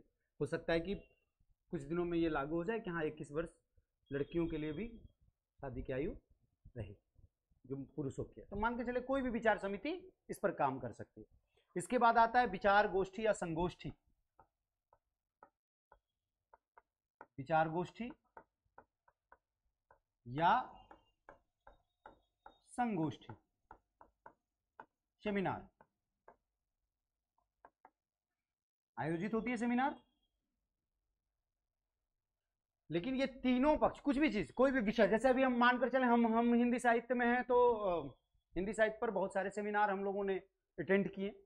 जैसे अभी दलित विमर्श पर 2012 में एक इंटरनेशनल सेमिनार हम ही लोग के डिपार्टमेंट ने करवाया था, ठीक है, उसमें सक्रिय भूमिका हम लोगों की रही भी थी, ठीक है, पूरे दलित विमर्श पर, दलित साहित्य पे, ठीक है, उस पर जो है सो बातें हो रही थी, और बहुत सारे लोग आए भी, दिल्ली विश्वविद्यालय से उस समय आए थे, ठीक है, बहुत अच्छे लेखक हैं, शिवराज सिंह बेचैन, तो वो आए थे, तो सारी चीज़ें रही। लेकिन ये क्या है, अभी तक की जो भी बातें हुई, चाहे वो सामूहिक वाद विवाद हो, विचार समिति हो, या विचार या संगोष्ठी हो, इस पर जो है आप कह सकते हैं कि ये सैद्धांतिक पक्ष है, सैद्धांतिक पक्ष है, थ्योरी का कार्य है, क्रियात्मक पक्ष नहीं। इस अभिव्यक्ति में सामाजिकृत अभिव्यक्ति में अगर क्रियात्मक पक्ष कोई है तो वो है कार्यशाला। क्या है?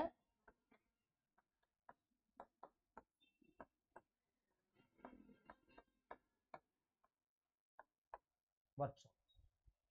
यहां पर क्रियात्मक पक्ष है कि हम करके दिखलाएंगे कि कैसे हो। वर्कशॉप क्या करता है?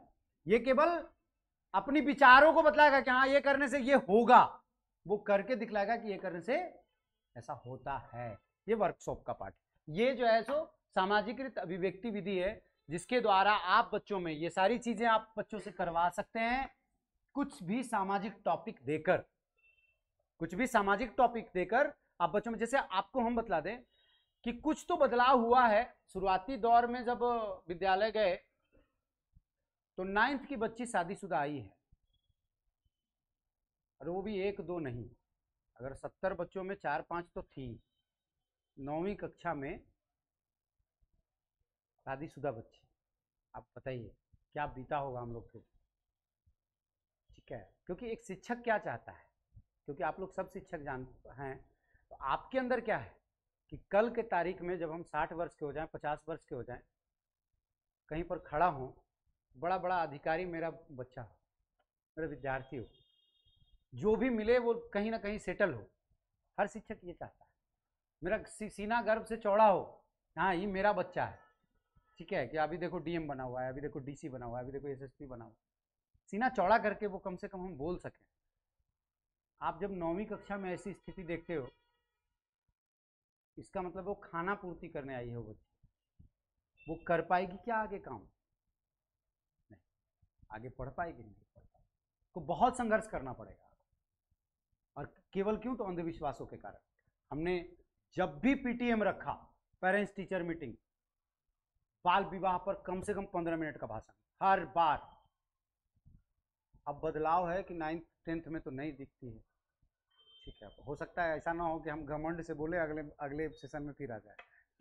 लेकिन मान के चलें कि समस्या गांव में है। एक बच्ची इस बार टॉप की, आप विश्वास नहीं कीजिएगा, 89% 90% नंबर लाई। और उसके पिताजी जैसे ही कार्ड आया ना, हम लोग को भेजता काहे है तो और दुख लगता है। कार्ड आया देखिए, उसका नाम तुरंत गया उसके पास।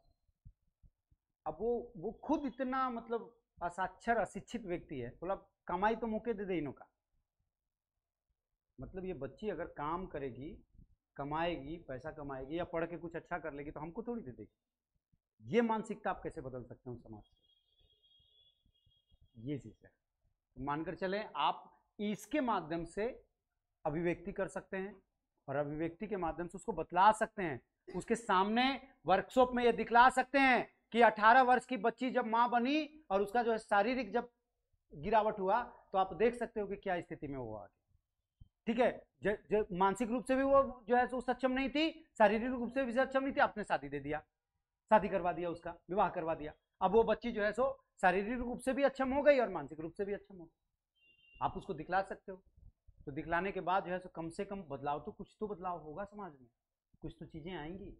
और हम पहले ही बोल चुके हैं कि लाइट विद्यालय मस्तिष्क में लेकर मत जाइएगा। विद्यालय आप जाइएगा तो आप ध्यान में रखिएगा कि ऐसे ही गांव के विद्यालय मिलेंगे, ऐसे ही अंधविश्वास रूढ़ियों से परे लोग मिलेंगे। ठीक है, जो आकर बोलेंगे कि हाँ जो है सो ये वस्तु स्थिति रही है। बोल रहे ना कि वहां टिकट कटा दिए हैं, बोलो ना मैया का नाम लो केवल, हैं? वही केयर एंड क्योर क्या था? आगे चलते हैं, ये समझ में आ गई। दूसरा जो विधि है वो थोड़ा सा बाबू की जो है ना, छोटी वाली, उसको तबीयत थोड़ा ठीक नहीं, तो वही डॉक्टर के यहाँ नंबर लगा के आए। दूसरे में हम लोग प्रायोजना विधि। संजय सर का भी फोन नहीं उठाते, लेकिन वाइफ को उठाना पड़ता है। नहीं उठाइएगा तो फिर जाइएगा कहाँ? शाम को तो घर ही जाना है कि नहीं? हाँ, तो इसीलिए उठाना पड़ता। संजय सर करेंगे नहीं करेंगे कोई बात नहीं, अच्छा ठीक है, संजय सर बाद में कर लेते हैं। लेकिन अब वाइफ है तो होम मिनिस्ट्री है, मर्डर हो जाएगा। प्रायोजना विधि, इसको कहते हैं प्रोजेक्ट मेथड। आप लोगों को बहुत मजा आ रहा है नहीं? क्या बोले? संसार का विष्णु भगवान के साथ होता है, हम तो छोटे मनुष्य हैं। अब क्या लगता है कौन इस दुनिया में बचा हुआ है? कोई बचा हुआ है क्या? वो लोग खुश हो रहा है, तुम्हारा लोग पीछे बैठ के दिन बंधु है कि अभी तक ये वाला दौर नहीं आया है। आएगा आएगा, सबके साथ आएगा, है ना, सबके विकेट गिरेंगे, परेशान मत हो। चलिए, प्रायोजना विधि, प्रोजेक्ट मेथड, इसमें क्या होता है? ये विधि थी ना, वो विधि किलपैट्रिक की थी। ये ध्यान में रखिए क्योंकि ये क्वेश्चन सीधा फैक्ट का है। किलपैट्रिक की थी, ठीक है। WH किलपैट्रिक, इनके गुरु थे जॉन डीवी। जॉन डीवी जब शिक्षा के सिद्धांत आप लोग को पढ़ा रहे थे, याद कीजिए, जो मेरा पक्ष था शिक्षा के सिद्धांत, उसमें आपको प्रयोजनवाद पढ़ाए हैं पिछले क्लास में, प्रेगमेटिज्म। जॉन डीवी ने इसी प्रेगमेटिज्म दिया और इससे प्रभावित होकर किलपैट्रिक ने प्रायोजना विधि लाई। ठीक है, प्रायोजना विधि में होता क्या है कि आप जो है एक तरह से कहें कि किसी भी पाठ का या किसी भी विषय का आप क्या करते हो कि योजना निर्धारित करते हो, और योजना जब आप निर्धारित करते हो उसके बाद जो है उस पर आप कार्य करवाते हो कि वो निर्धारित है कि हाँ इतने समय तक ये कार्य इतना हो जाएगा, इतने समय तक ये कार्य इतना हो जाएगा। तो ये जैसे मान के चलिए कि नेशनल कैरिकुलम फ्रेमवर्क का जो जितना भी पार्ट है एनसीएफ वाला, तो उस एनसीएफ में आप प्रायोजना विधि को रख सकते हैं। और पूरा जैसे मानकर चलें कि अगर भूगोल पढ़ा रहे हैं तो मानचित्र को आप जो है सो प्रायोजित तरीके से दिखला रहे हैं। आप अगर इतिहास पढ़ा रहे हैं तो प्रायोजित तरीके से कहानी विधि आप अपना रहे हैं और जो है सो उस पर कार्य कर रहे हैं। आप अगर मान के चलिए आप जो है राजनीतिक विज्ञान या जिसको नागरिक शास्त्र कहें, सिविक्स कहें, तो अगर उसको पढ़ा रहे हैं तो बहुत सारे ऐसे जानते हैं, आप नाटक मंडली बैठा सकते हैं, आप संसद का पूरा दृश्य दिखला सकते हैं। आजकल तो उसका पूरा प्रयोग बाल सांसद हो गया है। बाल सांसद हमारे यहाँ भी हर विद्यालय में होता है। उन बच्चों को ही आप प्रधानमंत्री और उप प्रधानमंत्री और जो है सो आप सफाई मंत्री और सब निर्धारित कर, मतलब 18-19 जो है सो पूरी टीम होती है और उनका अपना कार्य है। हम लोग तो बच्चों को बैच भी दिए हैं कि हाँ ये प्रधानमंत्री है। और कल परसों हमारे यहाँ जो प्रधानमंत्री है तो वो सबसे लास्ट में आ रही है क्लास में। हम बोले कि चलो वो डिजिटल बोर्ड में क्लास लेंगे, वो प्रोजेक्टर पे, तो लेके सबसे लास्ट में आई तो हम उस पर व्यंग किए। हम बोले पता है क्या? तो सर सब बच्चा लोग बोला क्या क्या क्या? हम बोले प्रधानमंत्री लोग को स्कूटी मिलेगा। ठीक है, तो सबको बोले हाँ ऐसे करके बोलते हैं सब। सच में सर, हम क्यों नहीं लड़े?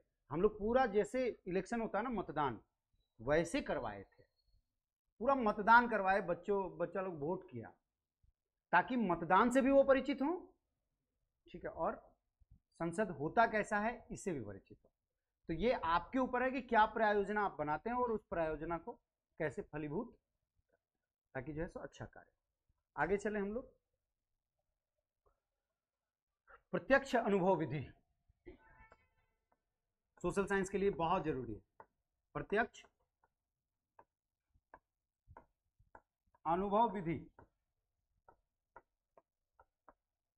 प्रत्यक्ष अनुभव विधि, इसको आप शैक्षणिक भ्रमण भी कह सकते हैं, कर सकते हैं शैक्षणिक भ्रमण। सब बीएड हैं, सब टीचर ट्रेनिंग है, खूब पूरी घूमे हैं आप लोग हैं? नहीं, क्या देखने? हड़प्पा संस्कृति देखने गए थे हैं? क्या चीज? विक्टोरिया मेमोरियल गए थे, वेरी गुड। स्वर्ण मंदिर गए थे, ठीक। आगरा गए थे ताजमहल देखने, है ना, वेरी गुड। हाँ, मैं रांची में इस गवर्नमेंट स्कूल की टीचर हैं हम, कल्याणी। हाँ, अब विद्यालय नहीं जान पाइएगा आप, ब्लॉग बताएंगे तो नहीं जान पाइएगा, मतलब वो बतलाए ना, इलाइट स्कूल नहीं है, स्कूल मजेदार है, बस ये समझना। इलाइट नहीं है, कभी हम सपने में भी नहीं सोचे थे। वो मजेदार स्कूल है, और जब भी आप जाइएगा, जो भी आप गवर्नमेंट स्कूल जाइएगा, वो मजेदार होगा, इलाइट नहीं होगा, ध्यान में रखिएगा। वो जो है सो हो सकता है 4 दीवारी ना हो सकता है बेंच टेबल अच्छे से व्यवस्था ना हो। अब बहुत सुधार है, हम लोग कोशिश करते रहते हैं, पैकेट से भी पैसा लगाते हैं, कोशिश करते हैं जितना भी हो पाता है, कम ज़्यादा ऐसा नहीं कि बहुत ज़्यादा, लेकिन कम कम भी कोशिश करते हैं कि हम लोग अपने से करें।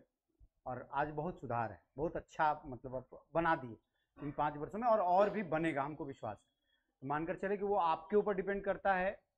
आजकल लो कॉस्ट और नो कॉस्ट का ज़माना है, ठीक है, तो लो कॉस्ट या नो कॉस्ट ही, हाई कॉस्ट पे काम नहीं, नो कॉस्ट और लो कॉस्ट का काम आप आराम से कर सकते हो। आप बच्चों से डस्टबिन बनवा सकते हो, खोया पाया बॉक्स बनवा सकते हो, ठीक है, आप ठीक है हाउस बोर्ड बनवा सकते हो, हाउस में डिवाइड कर सकते हो बच्चों को।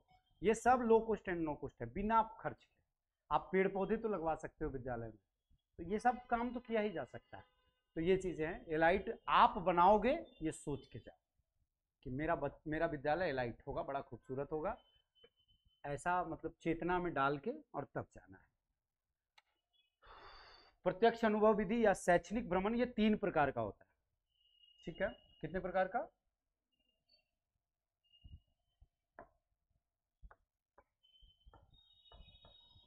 लघु भ्रमण,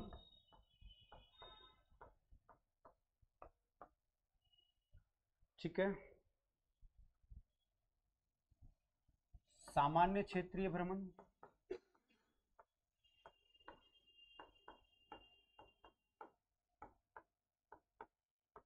और दीर्घ क्षेत्रीय भ्रमण।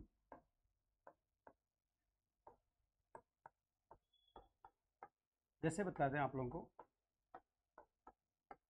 कि जब शुरू शुरू ज्वाइन किया ना, तो अचानक से रिपोर्ट आता है कि फोटो डालते हुए, बच्चों को खेत दिखाते हुए फोटो डालिए, डी ऑफिस से तुरंत से रिपोर्ट तुरंत भेजना होता है, ठीक है। रिपोर्ट का दौर अभी चल ही रहा है विद्यालयों में। गवर्नमेंट स्कूल जब जाइएगा तो आपको रोज़ रिपोर्टिंग करना होगा, रोज़ मिड डे मील में कितने बच्चे आए, क्या आए, सारी चीज़ों की रिपोर्टिंग है। तो उस समय मैम थी, बोले सरोज बच्चा लोग को लेके जाओ, खेत पे जाओ, खेत पे जाओ। चलो भाई, बच्चा लोग को उठाए, खेत पे ले गए, फोटो फिर खिंचाया, फिर बच्चे आ गए, फिर हम लोग अपना पढ़ाने लगे, वो फोटो चला गया। क्या हो गया? शैक्षिक भ्रमण है लेकिन लघु भ्रमण। आसपास में हमारे आसपास में खेत है, हमने खेत दिखाया। आपके ईश्वर से कामना करेंगे कि आपके विद्यालय के बगल में बड़ा कारखाना हो, आप जाइएगा और कारखाना दिखाइएगा कि कैसे जो है, हो सकता है टेक्सटाइल का कारखाना हो तो आप अच्छे से दिखलाइएगा कि कैसे धागों से कपड़े बनते हैं, कैसे उस पर जो है सो रंग चढ़ता है, कैसे वो खूबसूरत दिखता है।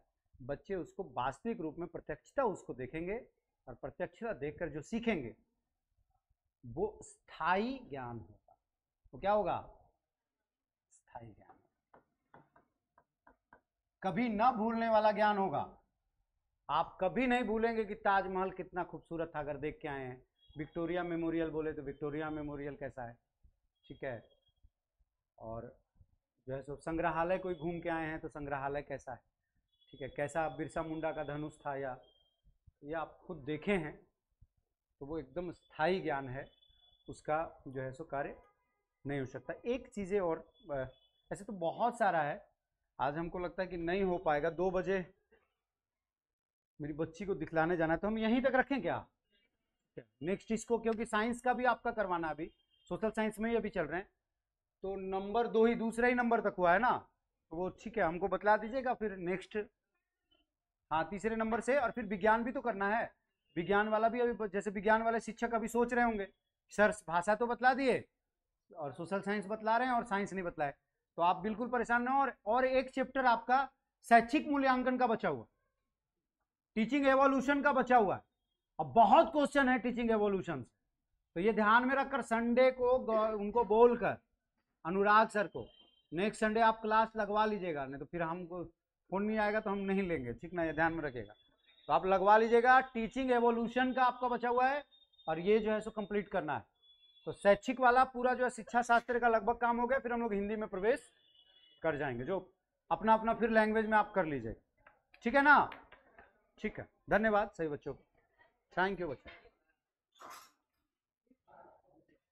पेडागोजी का क्वेश्चन भी एक दिन ना, एक दिन क्या करेंगे, पेडागोजी का आपका क्वेश्चन जो शिक्षा शास्त्र का पार्ट है उस पर पूरा जो है सो क्वेश्चन लेकर आएंगे और हम बतलाएंगे कि पढ़ाने के बाद जो है सो क्वेश्चन कैसे बनाए, क्योंकि पूरा काम हो चुका है, अब आपको अकॉर्डिंग टू क्वेश्चन हम लोग आएंगे तो वो ज्यादा अच्छा हो।